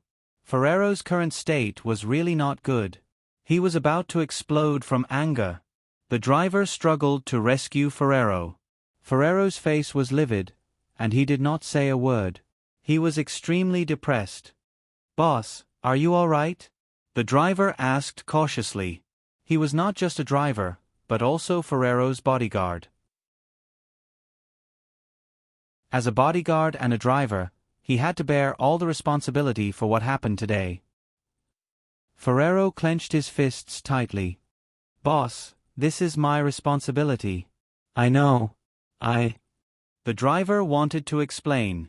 "There's no need to say anything. This is not your problem. Someone is looking for trouble with me. You can't avoid it no matter how careful you are." Ferrero was very wise. Although he understood the principle of the early bird gets the worm, he did not figure out whether he was a bird or a worm. What if he was just a worm? The early worm would be eaten by the bird. Ferrero's fists were clenched tightly, trembling constantly. His whole body was trembling, from his fingers to his toes. Every cell in Ferrero's body was angry. "I'm sorry, boss." The driver still blamed himself. "But who did this?" "This must be done by Courtney. He wants to knock me down and create some trouble for me so that I will back off." Ferrero said, "We are now going to share the cake with Baldwin. His dog will of course try everything to stop us." The driver frowned. Is he really going against Baldwin? If this is the case, there is no benefit for small people like them. They were attacked by such a car accident on the way. Fortunately, the car's safety equipment was complete. Otherwise, it was really enough for them to report to God. "Boss, I always feel that this matter seems to be beyond our imagination." The driver said, "If we continue, this. After all, this is just a warning and it almost killed us. You must think about this matter clearly." "Are you afraid?" Ferrero glanced at the driver. The driver shook his head. Although he did start to feel afraid, he could never admit it. "Of course not, boss. I am really thinking about your safety. Things are getting more and more complicated. We have no way to predict when the danger will come. In this case, we have no time to react at all. So what if there is no time to react? I am not dead yet. Ferrero said, change the car immediately. Cadillac President number 1. I want to see if they can kill me on the road. Bulletproof design, double door protection. The safety was indeed improved by a large level. But boss, next time they may not arrange such a small car. If it is a large heavy truck, we can't stand it at all. The driver frowned. I am most afraid that they will arrange more than a dozen Hua Xia's luxury car killer Wuling Hongguang S. Then, even if we are in the President number 1, we will definitely die. Ferrero took a breath of cold air. He could hear that his bodyguard was afraid. This was the most unpleasant thing for him. If his bodyguard began to be afraid of working by his side, it meant a kind of betrayal. Then, do you want to give me any advice? Ferrero looked at his bodyguard and asked. The driver shook his head. Boss, I don't know what to say. I am just thinking about safety. I think the little boss concerns are reasonable. We really shouldn't provoke them and get involved in this mess. If this matter is done, your salary can be tripled. Ferrero said lightly. The driver was stunned. He was silent for a moment and slowly said, Boss, this is not a matter of money. This matter is related to your safety. I must ensure your safety. I'm paying you to keep me safe, not to limit what I can do. Ferrero continued, 5 times. The driver had nothing to say. It was still the same sentence. There will be brave men when there is a reward. Ferrero knew very well that he needed someone to protect him now. Not to mention 5 times, even if it was 10 times, he was willing to pay. I have said many times, as long as you follow me and do things well, I will let you get more dollars than you can get anywhere else. After Ferrero finished, he went straight to the car. He wanted to take out the cigars in the car. Ferrero tidied himself up and then walked to the hotel where the meat shield was. Benefits were truly a great motivator. Greed was truly a terrifying demon. Ferrero had nothing else in his mind now. He just needed to earn that money. The temptation of a huge amount of dollars was unprecedented.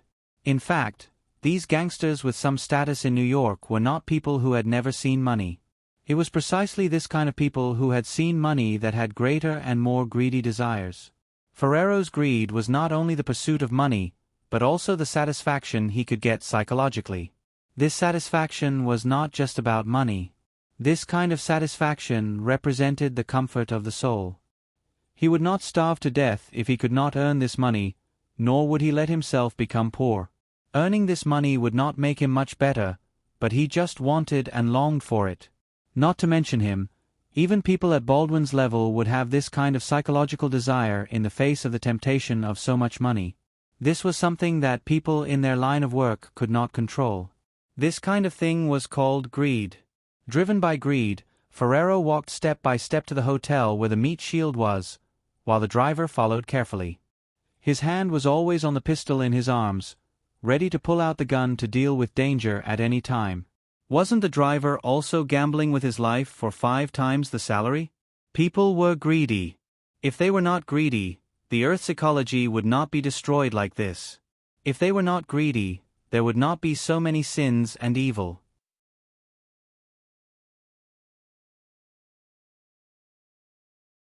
Chapter 39:19. Seeing that he was about to enter the hotel, Ferrero put a smile on his face again. But this smile did not last for even 10 seconds. When Ferrero's front foot had just stepped into the hotel's main entrance, 2 burly guys came up to him on both sides. Mr. Ferrero. The person who stopped him said, "Our boss invites you." Ferrero's face instantly turned ugly. "Who are you? Let me go. This is the United States, where the law is followed. If you dare to touch me, I will ask my lawyer to make you bankrupt and squat in prison for the rest of your life." But these 2 men did not care about Ferrero at all. Ferrero's driver wanted to take out his gun, but the man's left hand was also in his suit. As long as he dared to move, the other party would immediately make a move. After all, there were many people on the other side. Ferrero's driver did not dare to act rashly. He could only obediently put down his hand slowly. As long as Mr. Ferrero cooperates with us, we promise that no one will be in danger. The other party continued, if Mr. Ferrero is not ready to cooperate with us, I promise that you will be injured before your driver makes a move. Ferrero glanced at the driver and motioned him not to act rashly. In fact, his driver was not ready to act rashly at all. As long as he made a move in this place, they would definitely suffer. There were 2 people in front of them, and there were 4 or 5 people around. Although they did not come forward, they were all staring at them. The driver did not want to be beaten into dice as soon as he entered the hotel. Mr. Ferrero, please. The other party gestured to him. Ferrero had no choice but to follow the other party. He was taken directly to the door of a room. When he walked to the door of the room, Ferrero heard the screams inside. Ferrero's face became more and more ugly. The other party knocked on the door, and someone inside opened the door. After seeing Ferrero outside, he immediately motioned to come in. What do you want to do? Ferrero hesitated. He did not know what was waiting for him inside. Mr. Ferrero, you are our distinguished guest. The boss will not do anything to you. The person outside said. Ferrero did not want to go in at this time. Although he did not want to, after all, he was a person of status. If he was afraid of such a small thing, he would be laughed at. This was the face that Ferrero could not afford to lose. Hold on. When Ferrero's driver wanted to go in, he was stopped directly. Boss. The driver looked at Ferrero hesitantly. He didn't know what to do now. Resist? Or were they going to let them do whatever they wanted? Ferrero nodded, indicating that he should listen to them. When Ferrero entered the suite, the door closed and Ferrero's driver was immediately taken away. Ferrero stood at the door for a few seconds before striding into the living room of the suite. As soon as he entered, he saw a tragic scene. Courtney's upper body was bare. His valiant muscles were splattered with blood. In front of Courtney was a fellow who had been beaten beyond recognition. His entire body was covered in blood. Perhaps it would have been better if he had been beaten up. This person was also half naked. His chest and lower abdomen were charred by the electric baton. There was also the smell of burning meat in the room. Ferrero was a person who had seen storms and waves, but he couldn't help but feel his scalp tingle when he saw such a scene. Mr. Ferrero, I didn't expect us to meet here. Courtney smiled and took the wet towel handed to him by his men to wipe his hands. Then he pointed to the sofa and said to Ferrero, Come on, please sit down. Ferrero sat down with a blank expression. Then Courtney glared at his men. Why aren't you pouring a glass of wine for Mr. Ferrero? No need. Ferrero shook his head. No, there's no need for that. Courtney smiled faintly. How can that be? We haven't seen each other for so long. I'll buy you a drink. You won't refuse, right? No, I don't mean that. Ferrero said, It's just that I'm not feeling well these days. I can't drink. My doctor told me that once I drink, it's very harmful to my body. Then forget it. Courtney immediately waved his hand, then pointed to the guy in front of him who was beaten half to death. He asked with a smile, Mr. Ferrero, do you know who he is? Ferrero shook his head and didn't say a word. Courtney chuckled. Let me introduce him. His name is Walt. He's a small force that has just risen in recent years. Now that he has a bit of status, he doesn't know the immensity of heaven and earth. He even wants to reach out and touch Mr. Baldwin's cake. The guy on the ground who was barely breathing responded, I won't dare anymore. Please, let me go. I swear. I will never dare to touch Mr. Baldwin's anything. You can still talk? Courtney said coldly, I should try putting the stun baton in my mouth to see what happens. The half-dead Walt's body twitched. He was half dead. If his mouth released electricity again, he would be dead for sure. Courtney, what you did in the hotel is very. Ferrero wanted to say something serious, but he stopped himself. Courtney shook his head disapprovingly. It's nothing. The things I do are the same everywhere. There's no difference. But you've gone too far, Ferrero said. He had heard of Walt. It's not that I went too far, Mr. Ferrero. You should know the reason first. He wanted to touch Mr. Baldwin's things. Otherwise, I wouldn't torture him like this. Courtney said, Would I provoke you for no reason? No. Who would I provoke for no reason? Can you name a name? Ferrero was so angry that he couldn't say a word.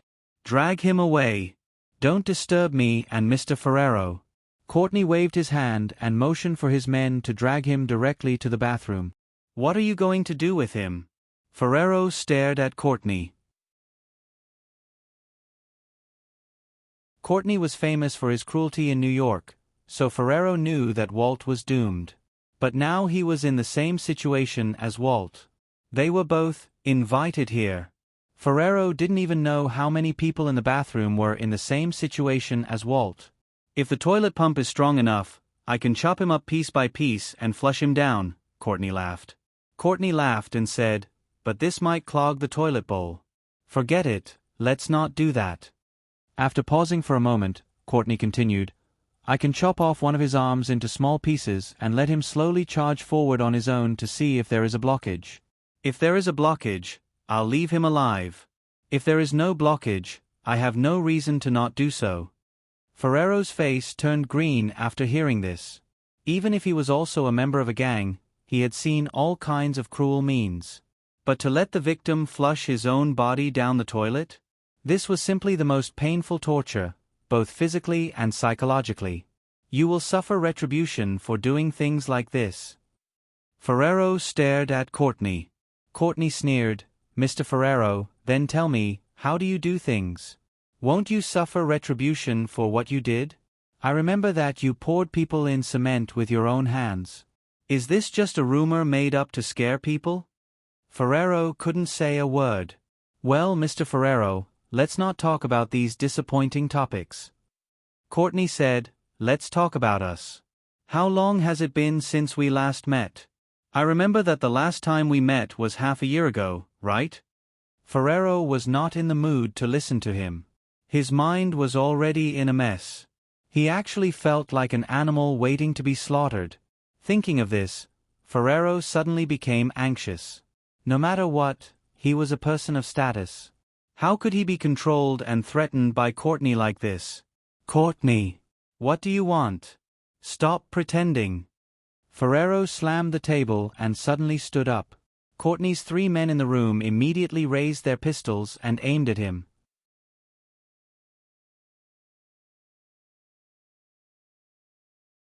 Chapter 39:20. As soon as the pistol was drawn, Ferrero immediately calmed down. Even if he knew that the other party would not shoot him directly, he could not guarantee that the other party would not shoot him in the knee or shoulder. These were all very normal. Courtney, although I don't have much interaction with Mr. Baldwin, I believe that he won't want you to do anything to me. Ferrero tried to keep himself calm as much as possible.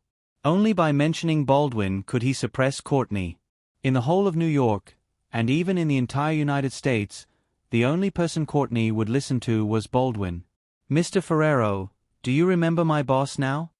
Courtney smiled slightly and motioned for his men to put down their pistols. Then he pointed to the sofa and said to Ferrero, Sit. Cold sweat oozed from Ferrero's forehead. I know what you're thinking, Courtney said faintly. Courtney said indifferently, But I want to ask you something. You brought up Mr. Baldwin and my boss in front of me. Other than wanting me to not do anything excessive to you, do you have any other request? Courtney, what do you mean? Ferrero did not understand what the other party was trying to say. You don't understand? Well, then let's talk step by step. Courtney said, What are you going to do here? Ferrero hesitated because Courtney clearly knew what he was here for. Did he have to ask him to say it? In that case, he simply did not admit it. This is a public place. Can't I come here? Courtney laughed and said, If I remember correctly, Mr. Ferrero should also have his own hotel, right? Ferrero did not answer, which was a tacit admission. Since you have your own hotel, I'm afraid there is no need to get a room in someone else's hotel to rest. This is not normal. Courtney said, even a stupid person would not do such a thing. Since you said so, then I won't hide it from you. I'm here to fool around with a lover. Ferrero said, fooling around with a lover in my own hotel is a stupid thing to do. Courtney was stunned for a moment, thinking that this old thing was quite good at bull*ting. Lovers? He, Ferrero, if I remember correctly, you're actually quite racist. As far as I know, you've made some very aggressive comments, Courtney said. Ferrero frowned. I remember I saw a news article where you told your son that you were friends with black people. That made you very unhappy. Because Ferrero was an absolute basketball fan, he especially liked to take photos with basketball stars and make friends. Almost all the popular sports in the United States were dominated by black people, and basketball was no exception. Of course, these exercises could only be carried out under the premise of physical fitness. If it was too technical, it would be difficult for them. Who had ever seen a black man dive? Black people playing table tennis? Badminton? In fact, the sports under black rule were all related to the fields and trails. The track and field of the Summer Olympics was full of black figures. Who had seen a few black athletes in the Winter Olympics? If physical fitness accounted for 70% or more, black people could rule. If the proportion of technical fitness exceeded 60%, it would be a little difficult for the Black brothers. It was too difficult to rely on physical fitness to make up for it. This was also the reason why Fei Xiong could beat Old Black in hurdles. If the hurdles were removed and it was just 110 meters, he would probably be one or two of the last. It was because in hurdles, the proportion of physical fitness and technical fitness was almost 50%. Black people had an overwhelming advantage in terms of physical fitness, while flying had an overwhelming advantage in terms of technical content. Although this brother later cheated and withdrew from the competition twice, it had to be said that his technical fitness was indeed better than those people. He won decisively and didn't say anything about falling over the pole or anything. What Courtney said about Ferrero made Ferrero very angry because he had made a big mistake in this matter. You also told your son that he could fool around with black people, go to black people's houses, and do whatever he wanted with them. But just don't show off that you have black friends and don't bring them into your sight. Courtney continued, I don't know who secretly made a recording for you. This matter angered a lot of our like-minded people. At that time, there were indeed a lot of black people who wanted to trouble him. At that time, Ferrero spent a lot of money and energy to completely settle this matter. Thinking about this matter now, Ferrero still had some lingering fear. What does this have to do with me hanging out with my lover? Even if those words were indeed said by me, and I really don't like those black guys, so what? It has nothing to do with me coming to see my lover. Ferrero said angrily. Courtney smiled slightly. But the lover you came to hang out with is the fat black man called the Meat Shield, right? That's a black man. Ferrero's head was full of anger now. How could he care about what Courtney said? Me and the Meat Shield. Don't joke. I don't even want to see black women, let alone him. If it wasn't for the reason of need, I definitely wouldn't have anything to do with him. It's even more impossible for me to come here to see him. Mr. Ferrero, it seems that you still admit that you came here to see the Meat Shield. Courtney smiled. This really disappoints me. Ferrero's whole body froze. He didn't think much for a moment. Trouble comes from careless talk. Mr. Ferrero, you took the initiative to call me before and told me that Carlos wanted to launder money.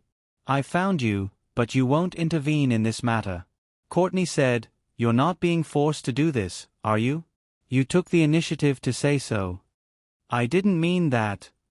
Ferrero wanted to speak. What do you mean if you didn't mean that? So you're saying that you want this deal? Courtney pressed. Ferrero frowned. I admit that I mentioned this issue. I thought this was Mr. Baldwin's prospective client, so I didn't intervene. I won't touch Mr. Baldwin's interests. I'm actually very sincere, right? Indeed, full of sincerity. I was so touched that I didn't know what to say. Courtney said. However, he immediately changed the topic. Then what are you doing now? You took the initiative to say that you won't touch Mr. Baldwin's interests, and now you want to interfere? Not to mention Mr. Baldwin, even I don't like people who go back on their words. I don't want to go back on my words, I just... Ferrero gritted his teeth. Haven't you heard that Carlos raised the price twice in a row? Courtney said indifferently, I'm afraid that he raised the price is not an excuse for you to go back on your words, right? I didn't say that I wanted to use this as an excuse. Ferrero said, if Mr. Baldwin wants to do this business, why did the other party raise the commission ratio? Obviously, the negotiation with Mr. Baldwin has broken down, right? Since you didn't have a confirmed cooperation agreement before, I'm afraid that it's not too much for me to pursue my interests, right? Courtney really wanted to slap him. This bastard not only went back on his words, but he even found all kinds of excuses. This was what Courtney couldn't stand the most. A mistake was a mistake. It was disgusting to not admit it. No more cooperation? Who told you that there's no more cooperation? Courtney's voice was full of anger. Ferrero was silent again. He didn't expect that his words would ignite Courtney's anger. For him, he thought that he had just said the right thing. Courtney shouted at the bathroom, do it. Chop off his fingers. Let him flush them down the toilet one by one. Start now. No. No. A scream came from the bathroom. Following that, heart-wrenching screams could be heard. The people inside the room raised their weapons and swiftly settled the matter. After the scream, there were endless painful pleas. Finally, with the sound of the toilet flushing, the pleas stopped. The stop of the pleas didn't mean that the pain was no longer there, but that the person was numb to the pain. Anyone who saw their fingers being flushed down the toilet would become mentally numb.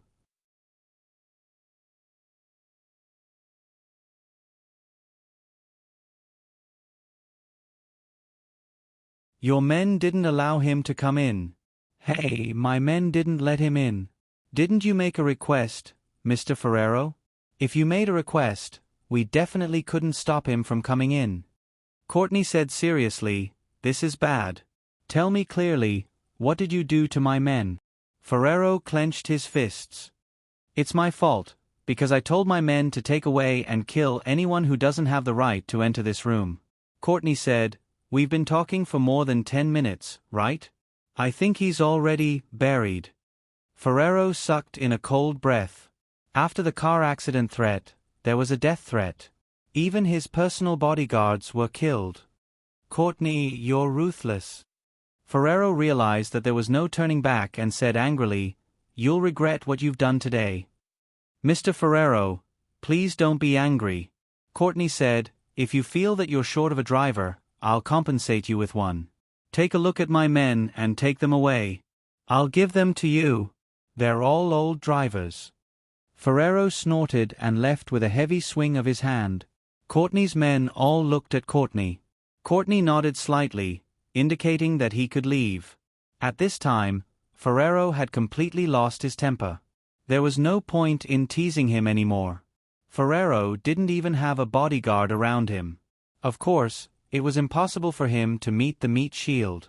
A dignified New York mafia boss actually left in such a dejected manner.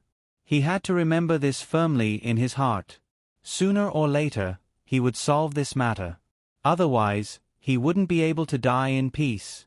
The death of his driver and bodyguard was actually nothing to Ferrero. After all, this guy had shown some thoughts of betrayal today. Ferrero also realized that he should spend a higher price to find some more reliable people to be his driver and bodyguard. For example, the meat shield. Although it cost more money, the effect was definitely much better than the reckless trash.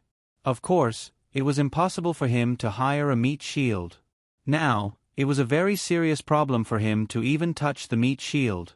He had to risk his life just to touch the meat shield. This was the most speechless thing that Ferrero had encountered in his life.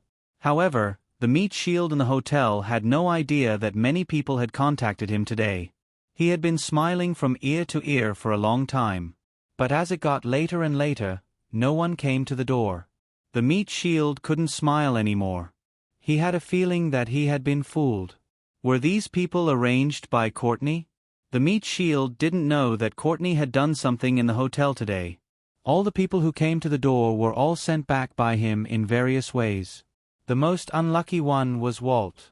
When he was brought in front of Courtney's men, he recklessly talked back to Courtney. Courtney was crippled by him. If it weren't for Baldwin's words, saying that he couldn't kill people without scruples, he would definitely have killed this guy. Although the crippled guy left with his life, it would probably leave a psychological shadow for the rest of his life. In the end, Courtney also instigated Ferrero's driver and bodyguard. He told Ferrero that his bodyguard was dead, but in fact, he was just locked up. Then, he bribed him with a sum of money, threatened him, and let him go so that he could continue to work for Ferrero. Courtney was very cautious. He must be worried about Ferrero's revenge, so bribing the people around him was the best way. Of course, before letting him go, he had to beat him up and make him look miserable. Only in this way could he gain Ferrero's pity and higher trust. The meat shield knew nothing about all this. He had been waiting in the room for the people he had arranged to come. After a long time, no one came, and he began to realize that something was wrong. Now, Su Yun and Lin Guo were still touring New York. The meat shield had to call Lin Guo to disturb the boss's tour plan and convey the current situation to Lin Guo again. After Su Yun and Lin Guo heard the situation, they immediately analyzed what might have really happened. They believed that Baldwin's men must be behind this. "I'm afraid Baldwin's power is greater than we thought." Lin Guo asked Su Yun, "But if we give him 50% of the price, I'm afraid he won't be able to take it no matter how powerful he is, right?" Su Yun shook his head. 50% was too much. This number was too unbelievable. Many people couldn't stand 30%. Now, we only need to add another 5%, and Baldwin's men will have a hard time. Lin Guo nodded.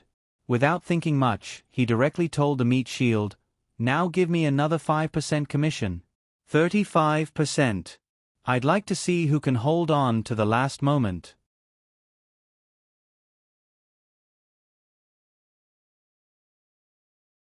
Chapter 39-22. When the meat shield heard this, there was not much excitement on his face. He felt that this matter was not as simple as it seemed. But the boss had given the order. What else could he say?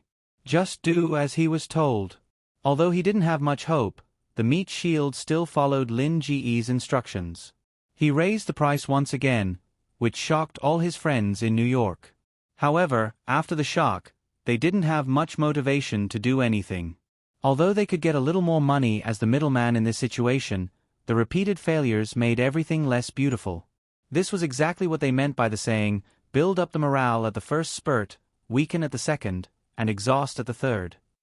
These successive failures would indeed damage one's self-confidence. But after the worst came bliss. This time, when everyone felt that there was no hope, things suddenly took a turn for the better. To everyone's surprise, another 5% increase. Compared to the previous 2 price increases, this time it could be said to be a mere 5%. Just a mere 5% had caused a huge commotion in New York. This mere 5% was like the straw that broke the camel's back. When the news of the increased price spread, all the forces in New York except Baldwin's forces erupted. Everyone stepped forward bravely for one thing: to get rid of Baldwin's control. This kind of control was different from the previous ones. What Baldwin was doing to them now was too much. He did not treat them as human beings at all. He did not treat them as people worthy of respect at all. This kind of humiliation was unacceptable to anyone. It was also because of this 5% increase that all the conflicts were aggravated. Water overflows when it is full. Courtney was also the first to know about the situation. He thought that there was nothing to be concerned about. He did not expect to be surrounded on his way home at night. When Courtney's car turned into a street with few people, several cars swarmed up and surrounded Courtney from all directions. Courtney's reaction was very fast. He stopped the car, opened the door, and rolled on the ground to escape the encirclement. In the blink of an eye, bullets shot his car and blew it up. Courtney did not stop because the bullets were chasing after his figure. At this time, Courtney did not have the time to think about who was going to attack him. Just like that, a hot pursuit in New York began. More and more people joined the hunt for Courtney. After all, Courtney had fought his way through a hail of bullets, so his mobility was far from what these street thugs could compare to. Although Courtney, who was born in South America, had never experienced the chaos of war, he had experienced many chaotic social environments that were comparable to war. Strictly speaking, although these countries in South America were not doing well, the average data of many countries was close to the developed country level. At the very least, they had once reached the developed country level, and their living standards were not bad. But looking at Pakistan, which had just held the 2016 Olympics, many people were disappointed. Logically speaking, this continent that had avoided 2 world wars should have a unique advantage over other continents such as Asia and Europe. Moreover, South America also had excellent natural conditions and sufficient human resources. It could have developed into a powerful country. However, these countries in South America had all ended up as failed countries because of their wrong political or economic policies. This really made people sigh. If the leaders of South America had 1/10 of the wisdom of the leaders of Huaxia, their countries would not have ended up like this. The economies of some countries in South America were in recession. Even the Olympics could not save the economy of Pakistan. It only received a short-term boost. It was almost impossible to fundamentally reverse the situation. Before this, the president of Pakistan was impeached because of his inability to cope with the economic difficulties. He was directly fired during his term of office. This president was really useless. As the largest economy in South America, Pakistan fell from the level of one of the BRICS countries to an economic failure. How incompetent were the people of this generation? Although there was indeed an objective reason for the slowdown of the world economy, the personal reason should be more important. The blood in Courtney's body was not the blood of Pakistan, but he grew up in Pakistan. He knew very little about his parents. He only knew that his father was Asian and did not even know his country. His mother should be from Mexico. Therefore, Courtney was of mixed blood and looked more like an Asian. He did not know when he had been left in Ba country. From the day he could remember, he had been in Ba country. Pakistan was actually a very good place. Not only did it have a vast territory, but it also had a population that matched the size of its territory. Courtney actually loved Pakistan very much because it was the 5th largest country in the world. Moreover, Pakistan was not much different from the American Empire, which was separated by a sea. Moreover, Pakistan's natural environment was also the best among the 5 large countries. It had a vast Amazon rainforest, a flat and suitable plateau for farming, abundant rain and large areas of high-quality arable land. Even if they only harvested 1 season a year, it was enough to feed the entire population of Pakistan. More importantly, the various mineral resources here were also quite rich. It had almost 10% of the world's iron ore resources. Manganese, bauxite, lead, tin and so on. Many kinds of metal reserves accounted for more than 10% of the world's total reserves. Needless to say, there was no lack of oil and coal resources. They were all very rich. Such a vast and rich country had never suffered from war since its establishment 100 years ago. How beautiful must it be? At least in Courtney's opinion, Pakistan should be the most advantageous country in the world. It was not even inferior to the American Empire. It was a pity that no one could implement the correct economic measures. Courtney grew up in Pakistan, but his disappointment in Pakistan could only increase every day. Courtney liked a book very much, Marquez's 100 Years of Solitude. The book described a country in South America that was in a uniquely peaceful continent. It lacked the challenge of competitors and at the same time, lost the motivation to compete with the world. The people of Pakistan seemed to be only satisfied with selling easily available resources, from coffee, cocoa, and corn. In the 21st century, they relied on large amounts of iron ore exports and lived an extremely prosperous life for more than 10 years. Just like that, after being marginalized by the global economy for 30 years, Pakistan finally saw the dawn of becoming a world-influential country. At this time, the people of Pakistan were very confident. They all thought that their country would become very powerful. However, Courtney left at this time. He had had enough of the chaos in the country. He had had enough of the robbery, murder, arson, and all kinds of evil in the slums. He did not see the dawn. At that time he had matured. He realized that all his years of hope would turn to nothing. Perhaps it was because the mature Courtney had inherited the wisdom of his Asian father. He realized that the reality of this world was cold. A country that only relied on selling resources to live a happy life would never be able to become a truly influential country. Sure enough, 10 years after Courtney left Pakistan, as the American empire adjusted its economic strategy, the Federal Reserve began to raise interest rates. The US dollar flowed back to the American empire, and the asset bubble brought about by easy money burst. The price of agricultural products plummeted, and the price of iron ore plummeted by 4 times. Pakistan was in a complete crisis. Because of the rich income from iron ore, everyone in Pakistan had developed the habit of spending a lot of money. They greatly increased public welfare spending, and the Super World Cup that the entire country organized had exhausted their remaining assets. The sudden increase in public spending met with a serious economic crisis. The only solution was to helplessly reduce public spending. However, reducing public spending directly affected the welfare of the people. Pakistan was in complete chaos. Courtney was glad that he had left. After leaving, he had met Baldwin. Then, he followed Baldwin and lived a life of bloodshed for 10 years. After 10 years of bloodshed, he won Baldwin's trust and became one of his most trusted subordinates. That was why he was now qualified to stay in the best city in the world, New York, to help Baldwin handle matters. This was a career that was envied by tens of thousands of people, but it was also a career filled with danger. Therefore, Courtney did not panic at all when facing this kind of pursuit. He had encountered all kinds of pursuits, assassinations, and assassinations. He had rich experience in dealing with them.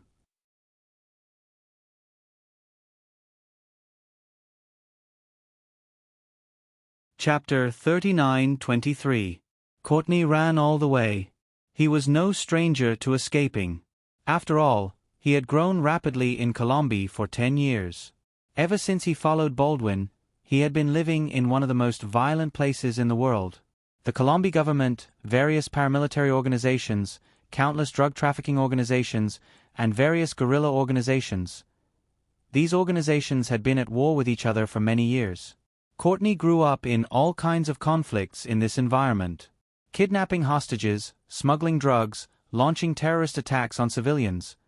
At that time, all kinds of terrifying encounters had become a part of the daily life of the Colombia civilians. Everyone was used to it. Courtney had no feelings about it at all. For example, there were so many people chasing after him now, but he had no fear at all. He only knew that all he needed to do was to keep running. As long as he ran, nothing would happen. Even if he couldn't escape, it didn't matter. If he was caught, he would die. People who lived on the edge of knives all year round didn't care about their lives at all. Courtney was the kind of person who wasn't afraid of death. Anyone who came into contact with death often wouldn't feel anything about it. Courtney's life had already died many times. He was quite puzzled himself. He really suspected that the King of Hell wasn't interested in his life. Otherwise, why would he throw him back every time? The armed conflict in Colombia lasted for 50 years. Courtney was born during the first peace talks in Colombia. At that time, the conservatives started peace talks with the Revolutionary Army under the ceasefire of both sides. Unfortunately, the talks broke down later. The reason was that the paramilitary forces on the right tried to assassinate the presidential candidate from the party allied with the Revolutionary Army. Further peace efforts collapsed when they entered the 21st century. Courtney started to live with Baldwin at that time. In the 21st century, the Revolutionary Army kidnapped a Colombian citizen of French descent. This female presidential candidate was held hostage in the jungle for more than 6 years and became an international symbol of the conflict. She was only successfully rescued by the military when Yen Jing held the Olympics. Later, the Revolutionary Army leader was killed and new peace talks started. Last year, there was a final ceasefire and the disarmament agreement was lifted. It seemed like it was the prelude to a more comprehensive peace agreement. It's just that Courtney is no longer in Colony. The 10 years he spent in Colony were a very chaotic decade. In Courtney's impression, most of the people in Columbi were of mixed black and native descent. However, the higher the social class, the fewer mixed-race people there were. 99% of the high-ranking officials, executives, and cultural figures he had come into contact with were completely European in appearance, and there were obviously many more people of color begging and performing on the streets. Perhaps this was also a manifestation of the solidification of social classes. During Courtney's time in Columbiana, she was surrounded by nothing but drugs and civil strife. The chase and pursuit in the city lasted for an entire hour. When Courtney's figure disappeared into the night, the pursuers panted and sat on the ground, their faces full of resentment. The resentment towards himself and the resentment towards others. Over 100 people had failed to capture Courtney. How could they let this guy escape right under their noses? The outbreak of New York's gangs made Courtney feel a sense of crisis. When everyone erupted, even Baldwin's strength would be hard to control. This was the problem that Courtney was most worried about. When he was certain that he had escaped danger, he immediately called Baldwin to inform him. He told Baldwin what had happened to him. When Baldwin heard what had happened, he became furious. Everything had happened too suddenly. Although he knew that Carlos' incessant increase in payment would eventually incite everyone's anger, these fellows had erupted too quickly. Baldwin had Courtney find a place to hide and not let anyone catch him. If that happened, even he would not be able to protect him. Courtney nodded. As long as he wanted to run, there were few in New York who could catch him. Baldwin decided to head to New York that very night. Natasha waited for Baldwin to hang up the phone in anger before stepping forward to gently pat his chest. "Boss, there is no need to get angry over something like this. We already knew about this. This was bound to happen. After all, New York is filled with a bunch of greedy fellows." Baldwin took a deep breath. "I knew that this would happen. I also know that this is a normal outcome. However, these fellows are moving too quickly. They actually made a move on my men without prior consultation? Boss, this is driven by profit." Natasha smiled. "It would be strange if they didn't do that. Boss, this is nothing. It's really nothing. It's a very normal thing." Baldwin did his best to calm himself down. "We'll prepare to head to New York now. It's time for you to show up," said Natasha.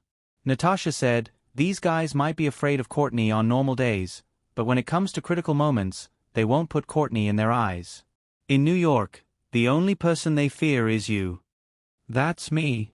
Baldwin nodded. Indeed, he was the king of New York. "No one dares to shake your position. That's the most important thing." Natasha's words made Baldwin feel very comfortable. "I'll make the arrangements now.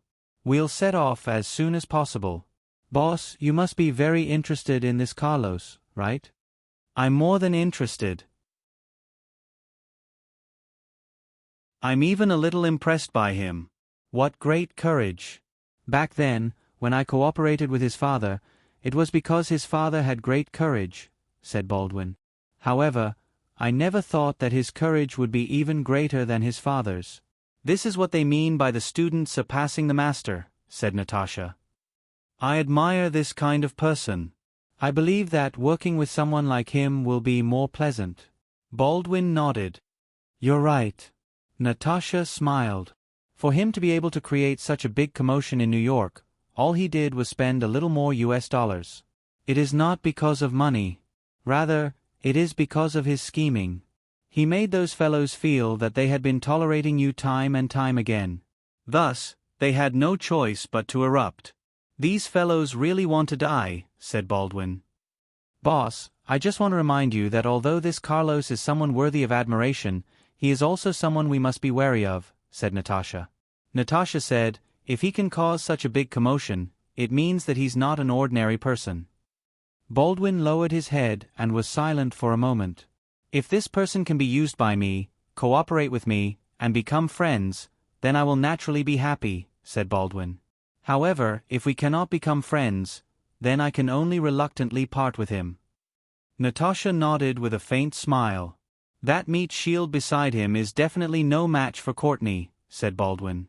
He wants to rely on the protection of a meat shield to run amok in New York. That is impossible. Boss, everything is still under your control. No matter what they do, it is meaningless, said Natasha with a smile. New York is still yours. The world is still yours. Baldwin laughed out loud and felt much better. That's right, you're right.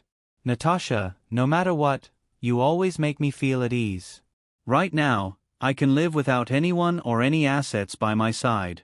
However, I cannot live without you.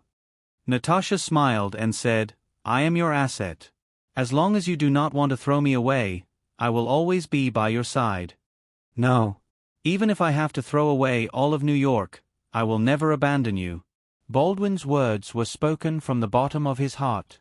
For a person like him who already lacked nothing, a woman who could talk to him and make him feel better was what he needed the most. If you can say that, then everything I do is worth it. Natasha kissed Baldwin and said, I will go and arrange the plane. Baldwin nodded and said, Go. You will always be able to make the best arrangements for me, my beloved. Natasha turned and left. Her figure drifted away. Baldwin watched her in a daze. He was truly captivated by this woman. That was undeniable.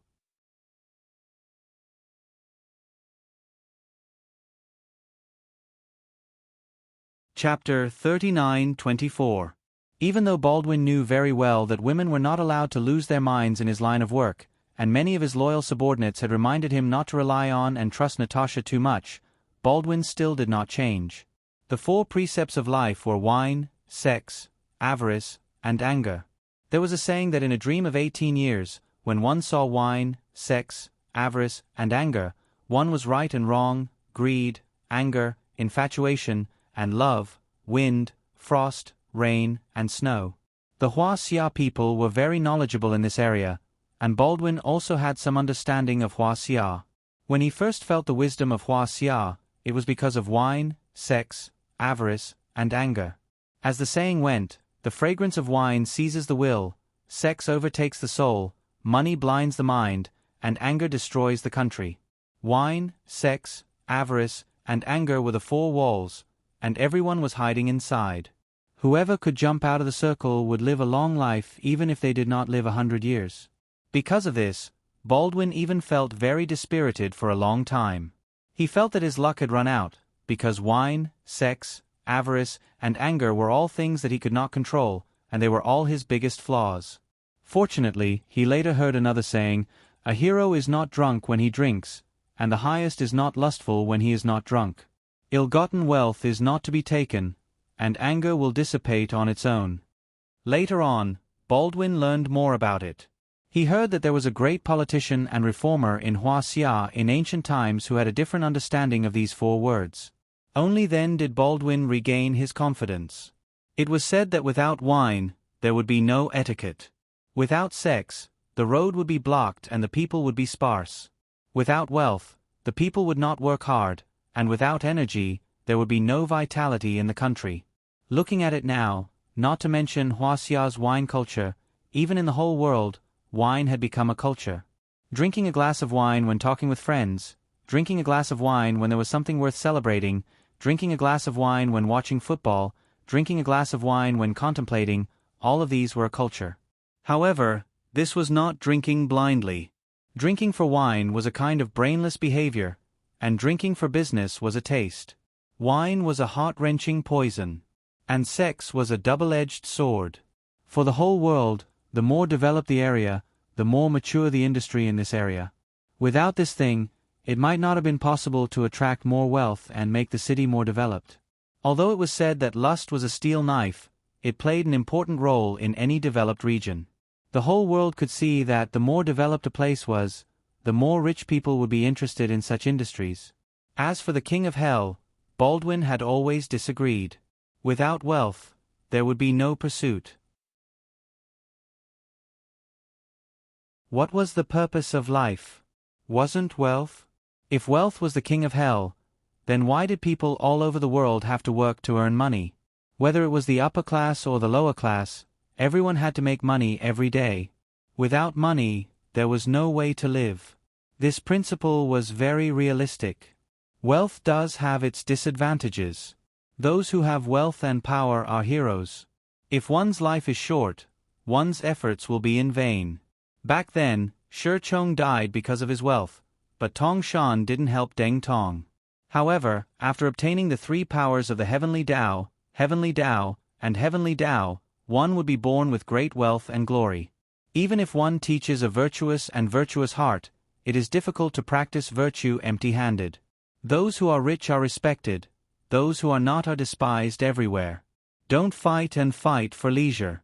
If you ask for money, you must know that you have a life. However, Baldwin agreed that anger was the root of disaster. The tyrant committed suicide in the Wu River. The wise Zhou Yu did not live long. Many valiant generals in front of the army died because of their hard work. Therefore, his temper was much more controlled than when he was young. Even if he was angry, he would digest and release it as soon as possible. And Natasha was his best helper. She could let him digest all his anger at the fastest speed. This was why Baldwin loved Natasha so much. Of course, Natasha was the lust of wine, sex, wealth, and spirit for him. At least, in the eyes of many people, she was like this. Lust is hard to leave and easily confused. Hiding in the boudoir, hiding the willow, raising the ambition of a villain, destroying the virtue of a gentleman. The future ruler is talented. King Zhou has empty power. A knife that hurts without pain. Opposite a thief that kills. Only then do you know that your eyes are horizontal waves. Infinite virtuousness is drowned. Lust is easy to confuse but hard to break. Hiding in the boudoir, hiding the willow. Stepping on the golden lotus, twisting the waist, tender face reflecting the peach blossom, fragrant skin glowing jade white. Charming appearance hates to provoke wild children. Sad mood leads to beautiful guests. Hibiscus in the tent is a phoenix. Where can the clouds and rain be found? Someone said that everyone envies the mandarin duck's intertwining necks and looks at the flowers blooming. Ignorant flowers and birds fall in love. How can people not love? A gentleman wants to be a lady. A beauty is greedy for many talents. In the red gauze tent, the harmony between the two is priceless. But the way Shang Bridge trickles down. Zaishi of the Wu Kingdom is pitiful. Being greedy for flowers will eventually lead to misfortune. A good marriage is a bad one. Women have always been called femme fatale. Baldwin had also asked himself many times whether Natasha was his femme fatale. In the Hua Xia, there was a concubine of the last emperor of the Xia dynasty. After marrying Jie, she indulged in sensual pleasures. Due to Jie's favoritism towards Yi Shi and his neglect of the imperial court, his Xia dynasty was quickly destroyed by the small tribes. This woman was really the #1 woman in the history of Hua Xia and even in the history of the entire world. She was the #1 vixen in all of history, the first empress to be destroyed in the history of Hua Xia, the first woman to be considered a female spy, the first woman to offer, the first woman to be a slut, and so on. The Xia dynasty wasn't the only one in Hua Xia that was destroyed because of a woman. Daji of the Shang dynasty, Bao Si of the Western Zhou dynasty, and Zaishi of the Spring and Autumn period were all examples. There were many women who could be called femme fatale. Lu Ji of the Western Han dynasty, Diao Chan of the Three Kingdoms dynasty, Jian Anfeng of the Jin dynasty, Yang Yuhuan of the Tang dynasty, Madame Ku of the Ming dynasty. All of them were famous. Baldwin was worried that if Natasha was his femme fatale, then his criminal empire might be destroyed in her hands. Regarding this, all of Baldwin's subordinates were very worried. Some of them were already very worried. They were afraid that if they weren't careful, they would be implicated. Hence, many of them raised this issue to him many times. This caused Baldwin to fly into a rage and directly kill one of his loyal subordinates. Of course, Baldwin regretted this very much. However, what was done could not be undone. After Baldwin did it, there was no way to change it. He could only tell his subordinates that he could control a woman well. He could even control a criminal empire well. How could he not control a woman? After this incident, Baldwin's subordinates no longer dared to give him any advice on this matter. However, there were whispers behind his back, saying that Baldwin killed because of this woman's bewitchment. In any case, during that period of time, Natasha was the femme fatale in the eyes of everyone in Baldwin's criminal organization. No one had a good impression of her. Fortunately, Natasha's tolerance was beyond everyone's imagination. Natasha was not defeated by these people's rumors and slanders. She persisted in doing what she did and persisted in serving Baldwin. Natasha helped Baldwin make the right decisions many times. Over the years, she gradually gained the trust of others besides Baldwin. Trust would never be given for free. It had to be earned through one's own efforts. Natasha relied on herself to win Baldwin's greatest trust step by step. Baldwin really trusted Natasha, but trust didn't mean that he would hand everything over to her without any worries. Baldwin would always remind himself when there was no one around that lust was a steel knife that could cut one's bones. He was a hero who asked himself not to mistake lust for lust. Relying on this great wisdom from Hua Xia, Baldwin felt that he could control everything that he faced very well. And all this great wisdom was something that Baldwin thought was particularly good in his heart. Natasha finally arranged for a private jet to take off in 2 hours. There would be a stop midway to avoid other planes. By the time they arrived in New York, it would be the next day. Baldwin could rest on the plane for 5 hours. Baldwin was very satisfied with Natasha's arrangement. In the next 2 hours, Natasha would not let him be idle. Natasha would make him feel as if he was floating in the air and ascending to the top of the clouds. After everything was over and everything was calm, they could directly board the private jet to rest. Although Baldwin also liked airquakes came with risks. After all, people of his age were prone to diseases due to strenuous activities and agitation.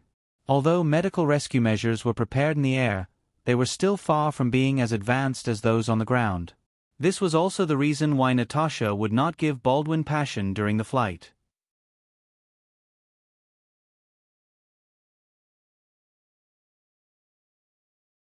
Chapter 39-25.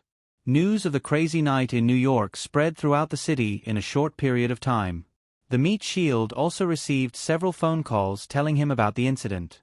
Courtney's encounter shocked the Meat Shield. After the Meat Shield got the news, he immediately went to Su Yun and Lin Gu. The situation now could not be explained clearly over the phone. Su Yun and Lin Gu did not have such a large network in New York.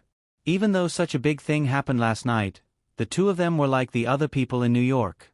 They did not know anything about it. After hearing the Meat Shield's explanation, they could not help but laugh. That 5% commission was indeed the straw that broke the camel's back.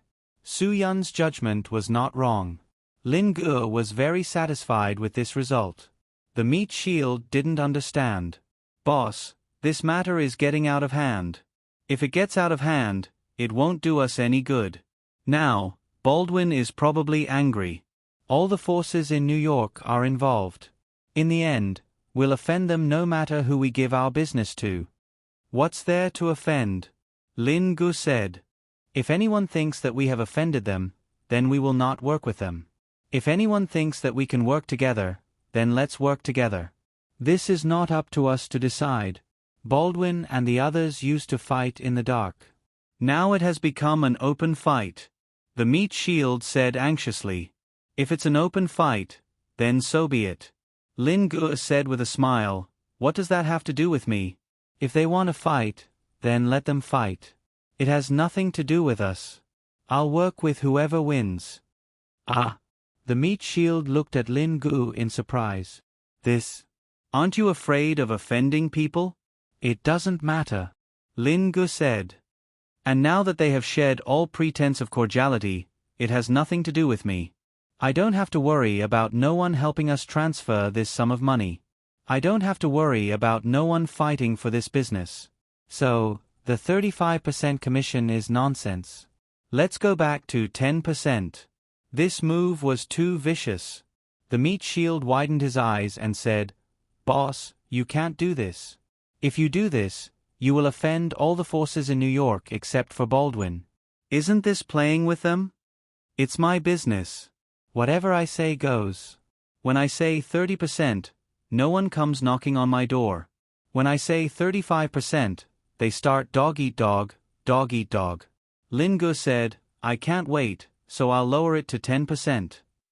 But you can't change the price every day. The meat shield said anxiously, I'm saying all this for your own good, boss. You and I will be living in New York from now on. It's not a smart decision to offend everyone. Lin Gu looked at the meat shield and asked with a smile, Meat shield, let me ask you, if I increase the price from 10% to 20%, 30%, 35%, why doesn't anyone say that I change the price every day? At this time, no one would blame me for casually raising the price. There are people who are not willing to let me go down to the initial 10%? I didn't lower it beyond the market price, did I? I haven't even said 8% yet. The meat shield was speechless. This is my money. I can raise the price I want. I want everyone in New York to know, Lin Gu said. Because Lin Gu was not a legend, he would not live in New York. So what if he offended everyone in New York? So what if he offended everyone in the American Empire? After all, everyone was looking at the Legend of Legends' face. Lin Gu could just wipe off his disguise and leave. If there was any trouble, the Legend of Legend would take care of it. It had nothing to do with him. Boss, you have to think twice. This is really not a wise decision. The meat shield cautiously reminded the legend again. Just do as I say. 10%. Whoever wants to do it can do it. If not, then get lost. Lin Gu said, besides, who has the ability to take my business away from under Baldwin's nose is a problem.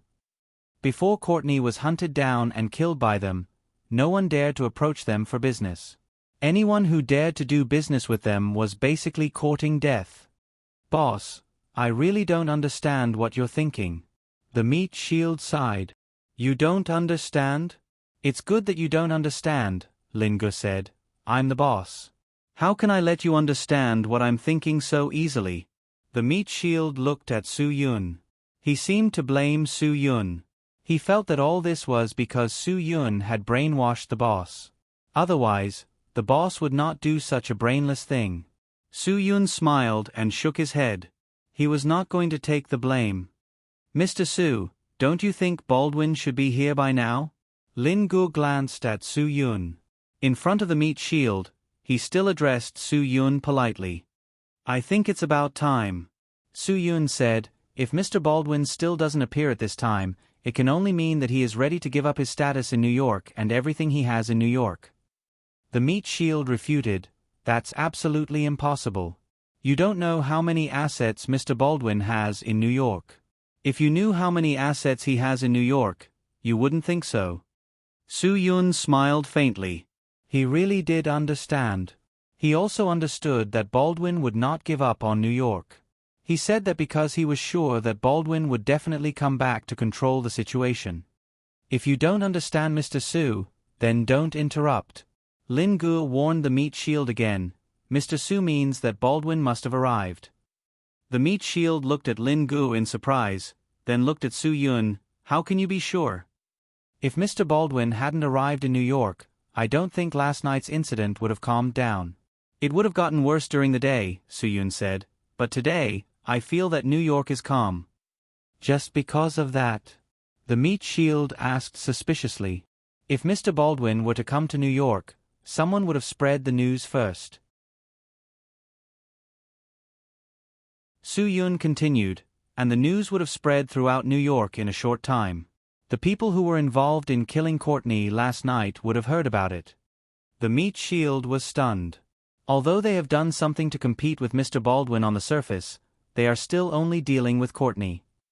Su Yun said, Baldwin is not in New York, so it doesn't matter what they do to Courtney. But once Baldwin arrives in New York, whoever dares to do anything to Courtney will be disrespectful to him. Lin Gu looked at the meat shield and said, there is a saying in Hua Xia, before beating a dog, you have to look at its owner. That's what it means. You have to look at its owner before beating a dog? The meat shield thought about it carefully. It was indeed a bit interesting. Courtney is Baldwin's dog. Everyone in New York knows that when the dog's owner isn't around, nobody dares to say anything when the dog bites people. That's because they are afraid of the dog's owner. Lin Gu said, when the dog bites people, people start beating the dog. They only have the guts because the owner isn't around. The meat shield nodded. Once the dog's owner comes back, nobody dares to beat the dog in front of the owner. That's right. Su Yun said, unless the dog's owner comes back, the people beating the dog won't stop beating the dog. After all, they didn't get any advantage last night. This stomach full of evil fire has yet to be completely vented. Before that, no one will be willing to put down the stick. Lin Gu looked at the meat shield proudly. Learn from Mr. Su. Don't doubt him so easily. Don't let me hear you doubt Mr. Su's words again, understand? The meat shield nodded repeatedly. I understand, boss. I won't dare to doubt Mr. Su again. Mr. Su is indeed, what's it called? I watched a Hua Xia drama last year. It's called The Talent of the Kirin. Mr. Su is the talent of the Kirin. Brother Meat Shield, you flatter me. Su Yun said, it's just a rational analysis. You can always find the closest answer to the truth. 10 minutes later, the Meat Shield's connections in New York called him and told him the important news of Baldwin's return to New York. After hearing the news, the Meat Shield's admiration for Su Yun grew even more.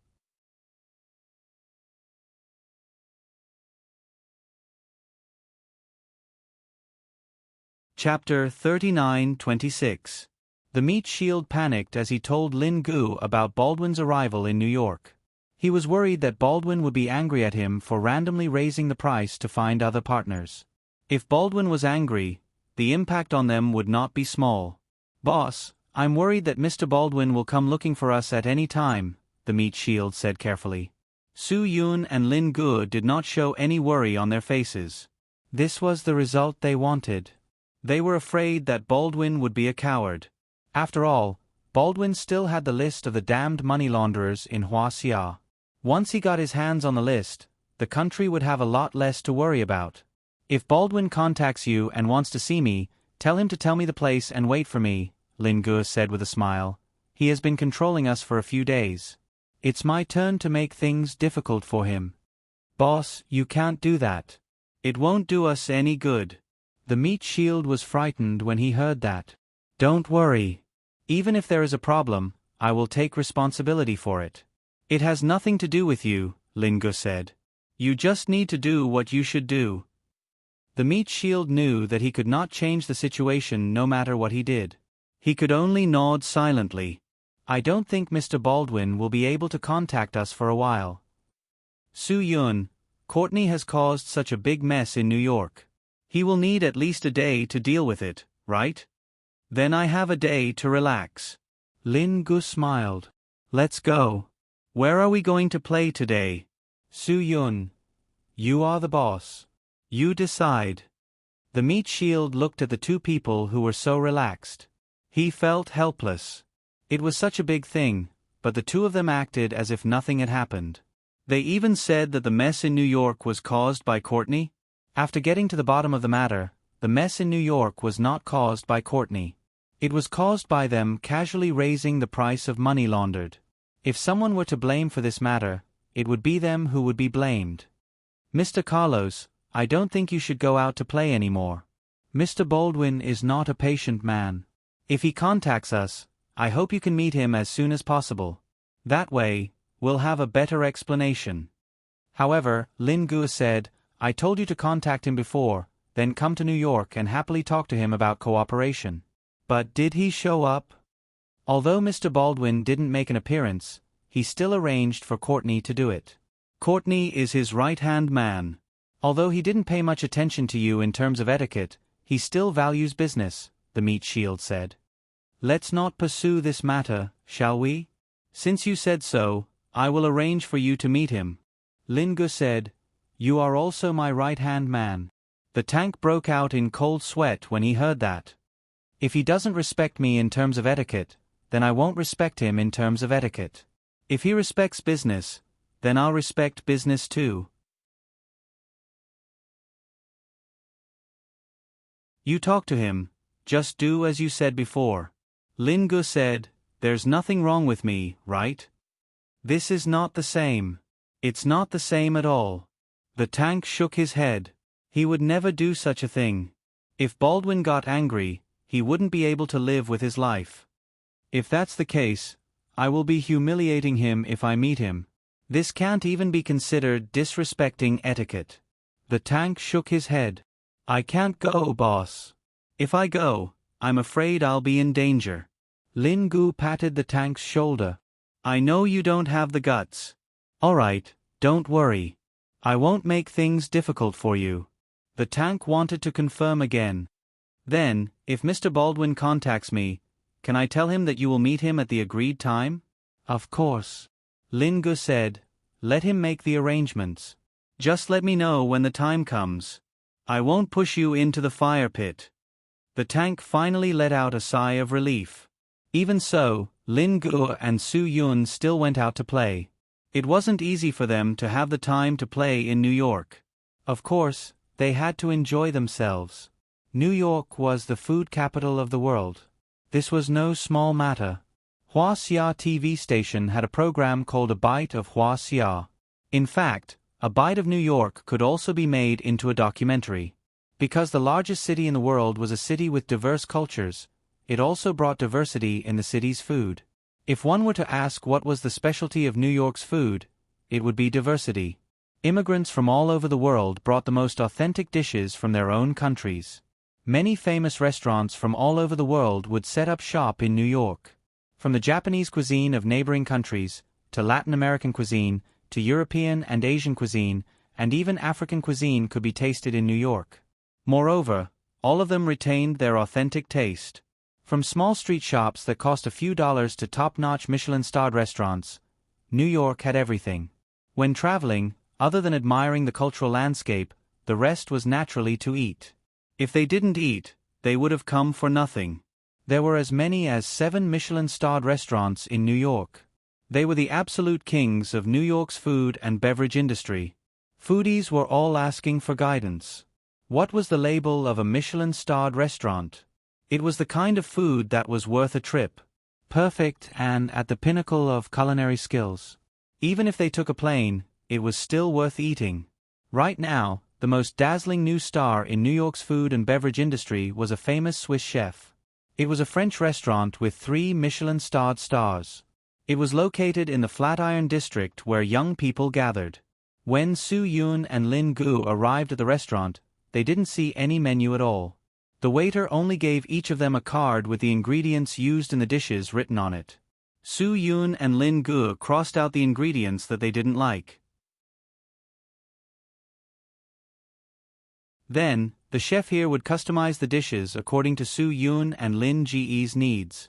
The main feature of this restaurant was the impeccable fresh ingredients. Su Yun and Lin Gu ate until they didn't want to leave. Wasn't this too humane? After the two of them ate at the most dazzling new star in New York's food and beverage industry for lunch, they went to the most famous Michelin-starred restaurant in New York in the afternoon. This was a restaurant that was ranked 6th in the world by Gourmet magazine. One had to know that this was American cuisine. For American cuisine to be ranked 6th, one could imagine how good the chef was. After Su Yun and Lin Gu ate, they couldn't help but marvel at the smoothness of their lobster. It was unbelievable. It wasn't lobster at all. Before the two of them left, the waiter gave them a small biscuit. It was so delicious that Lin Gu was surprised. He regretted not leaving the biscuit for Fong Ye to eat. Although there were many super restaurants in New York, their stomachs were limited. It was impossible to eat all of them in one day. In the afternoon, the meat shield also sent a message. He told Lin Gu that Baldwin was looking for him and invited him to the famous restaurant at 8 in the evening. It was said that it was the only Japanese restaurant with 3 Michelin stars in New York. It was also one of the most expensive restaurants in the world. The meat shield also specifically told Lin Gu that this restaurant was super awesome.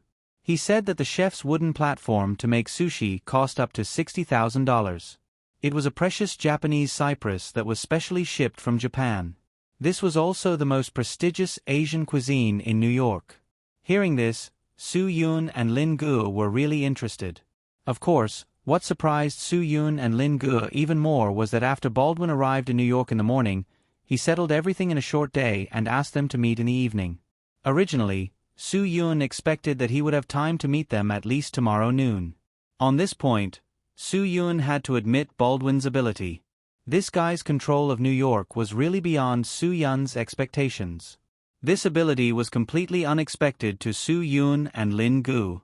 "Brother, we have enough time to meet on time now." Lin Gu looked at the time and asked Su Yun. Su Yun said, "We ate so much delicious food. If we go without digesting it, I'm afraid we won't have enough stomach to enjoy it. Let's digest it first before we go. An hour later shouldn't be a problem. Baldwin left us out for a few days.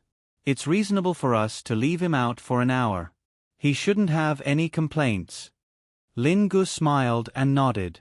Leaving him out for an hour is letting him off easy. If it wasn't for the fact that he found a place to eat, I would have left him out for 3 to 5 hours.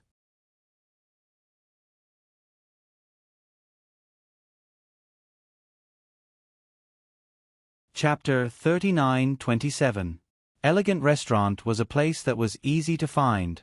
When Su Yun and Lin Gu arrived and saw the black luxury cars parked in front of the restaurant, they knew that Baldwin had already arrived.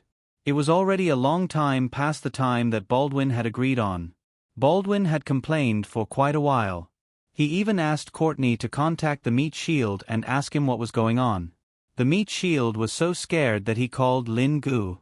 After knowing that they would be there, the Meat Shield carefully replied to Baldwin, saying that they would be there soon. Baldwin was comforted by this, but everyone could see the anxiety and annoyance in his eyes. However, Su Yun and Lin Gu were not in a hurry. To them, it was still early. There was no need to be anxious. When the two of them arrived at the entrance of Elegant Restaurant, it was already an hour past the agreed time. Inside the restaurant, Baldwin was furious. He had sincerely booked the entire restaurant to show his sincerity. This was the most expensive Japanese restaurant in New York. To book the entire restaurant, not only did one need to have enough money, one also needed to have enough power. Otherwise, the owner of this restaurant would definitely not care. Hua Xia people are ridiculous. They have no concept of time at all. Baldwin scolded. They always think that they have nothing to lose by doing this. They don't care about punctuality. There were many such people in Hua Xia. Not only Baldwin, even Hua Xia people would scold them. Indeed, there were quite a number of Hua Xia people whose actions were influenced by the mindset of, what is there to lose by not doing this? A simple example was the popularity of tourism in Hua Xia in recent years. No matter how gentle the tour guides of the tour groups tried to get everyone to come back on time, it was useless. There would always be people who delayed and did not take other people's time seriously. This continued until the tour guides were so angry that they would not wait any longer and drive away. That was why things took a dramatic turn at the last moment.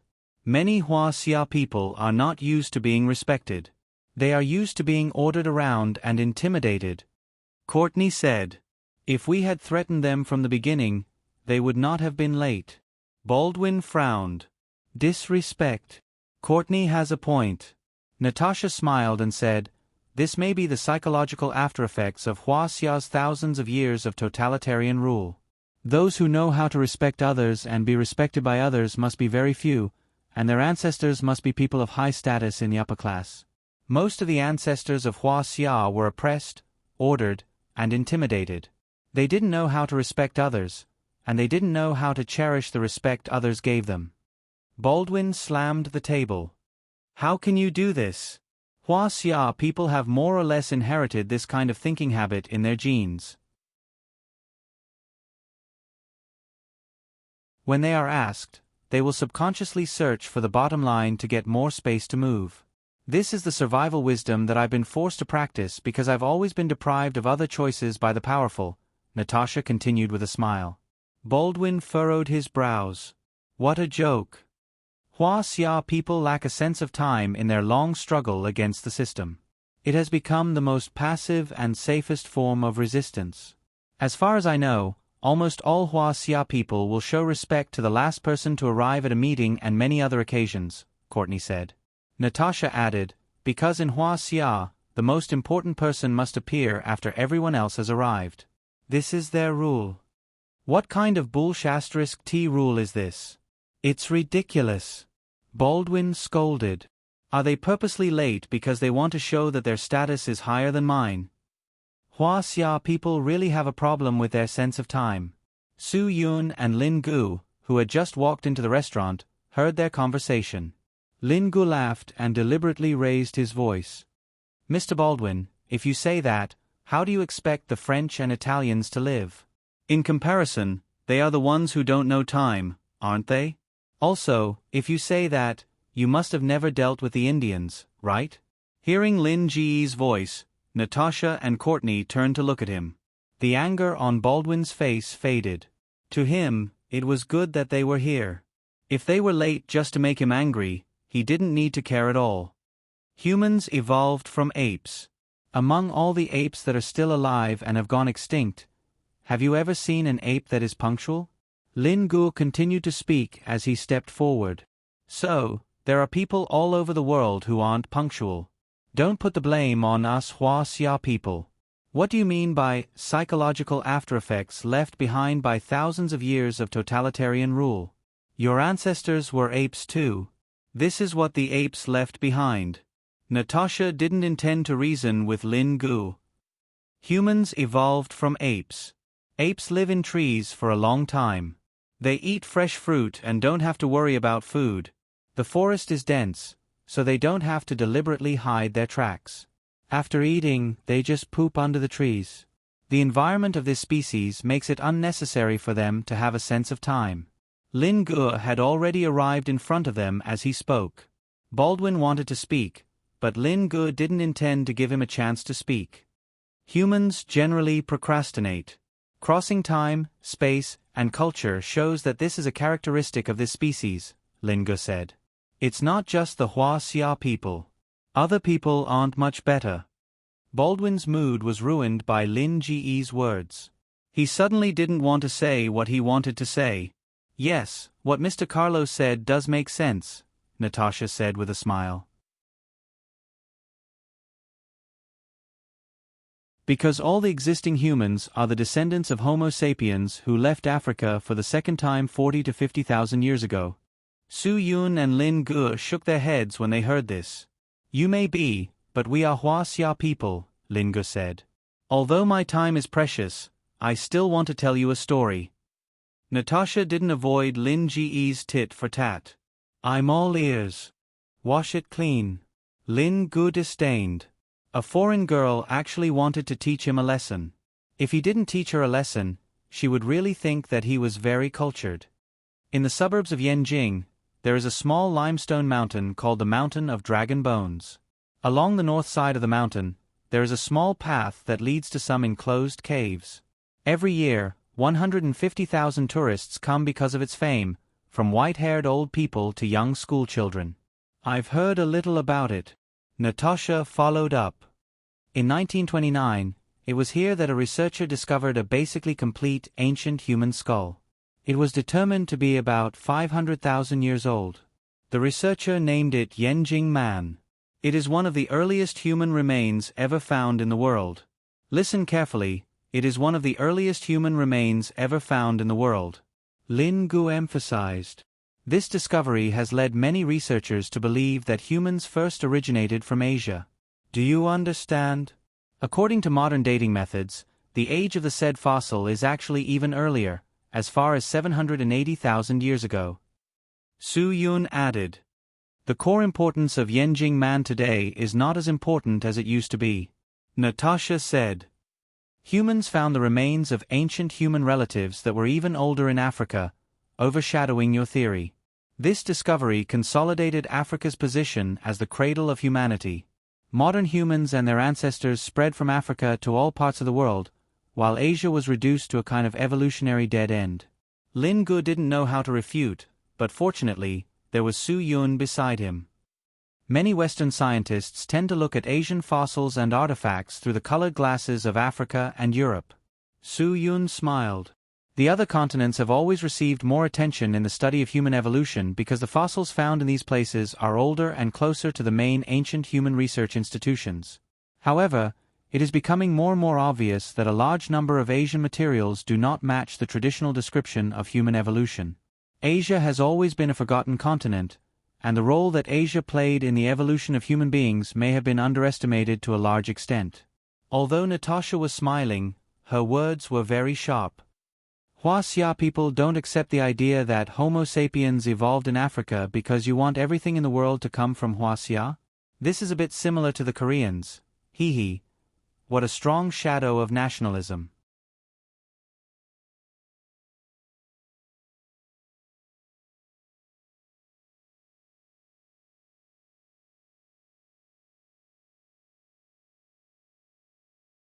The latest interpretation of the skull fossil suggests that Eurasian humans evolved separately from African humans for a long period of time. Su Yun also followed up, the history of Asia's evolution is more interesting than what people previously understood. However, the specific details are still vague because there are very few researchers excavating in Asia. Natasha was silent for a moment. Not long ago, researchers found human fossils similar to hobbits in the 700,000-year-old rocks of Flores Island. Obviously, digging up more fossils in Asia will help to fill in the gaps in research. Su Yun continued, as the largest continent on Earth, Asia still has more space to uncover the secrets of human history. The center of gravity is moving east.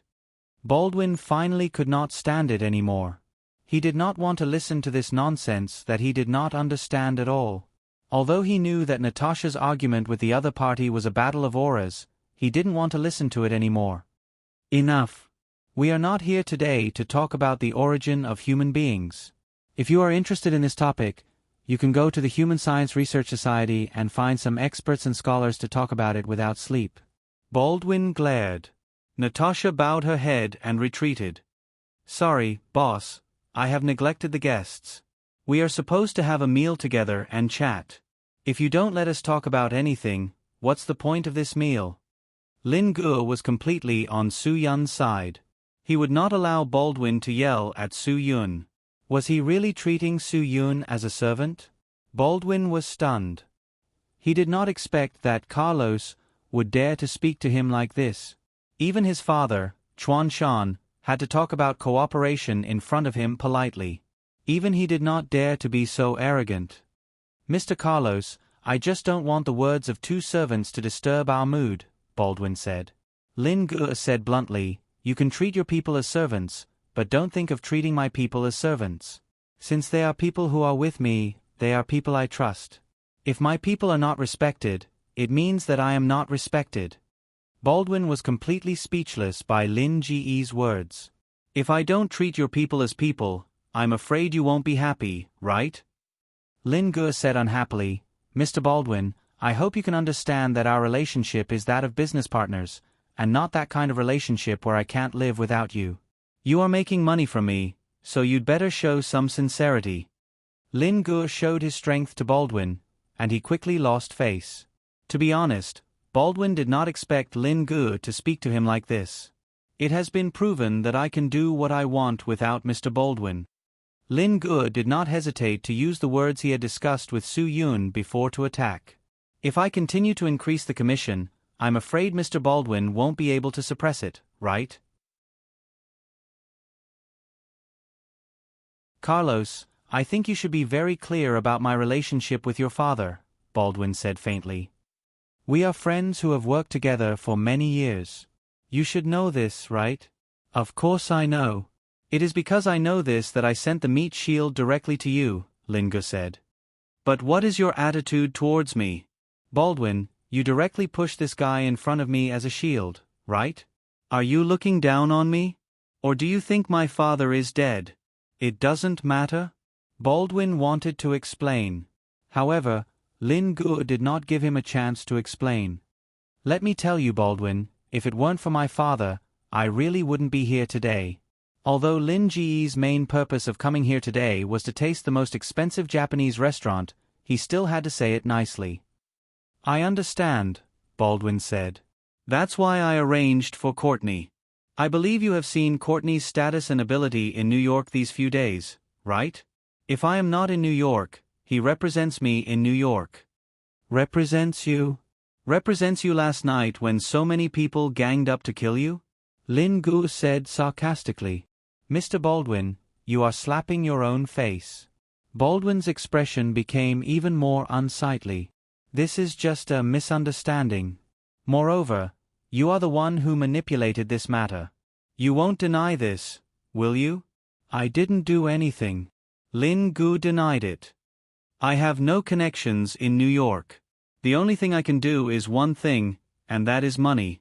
Hua Xia has a saying that money makes the world go round. I don't know if you have heard of it. Baldwin nodded. Of course, he had heard of it. My father said that you are someone who knows Hua Xia very well.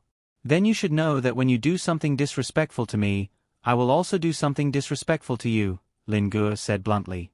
Nothing I say is too much, right? I don't mean to disrespect you, Baldwin said with certainty. I just don't have the time. Lin Gu spread his hands and said, What about you now? Why do you have the time? To put it bluntly, it's because you didn't pay enough attention to me before. Now you think you should, right? Baldwin didn't say anything. It's not embarrassing for you to admit it. I won't do anything to you just because you admit it. Lin Gu said, I want a partner who respects me, not a mafia boss who looks down on me, Mr. Baldwin. I admit that I looked down on you before, but now you have made me look at you in a different light, Baldwin said. You are more capable than your father. Lin Gu grinned and slapped the table. He said loudly, You should have said that earlier. That's exactly what I want from you. This reaction was more in line with Carlos's personality. Lin Ge's acting at the moment was 100%. You're tuning in to the Narrate and Escape YouTube channel. Don't forget to subscribe and join us on this journey to catch the most captivating stories.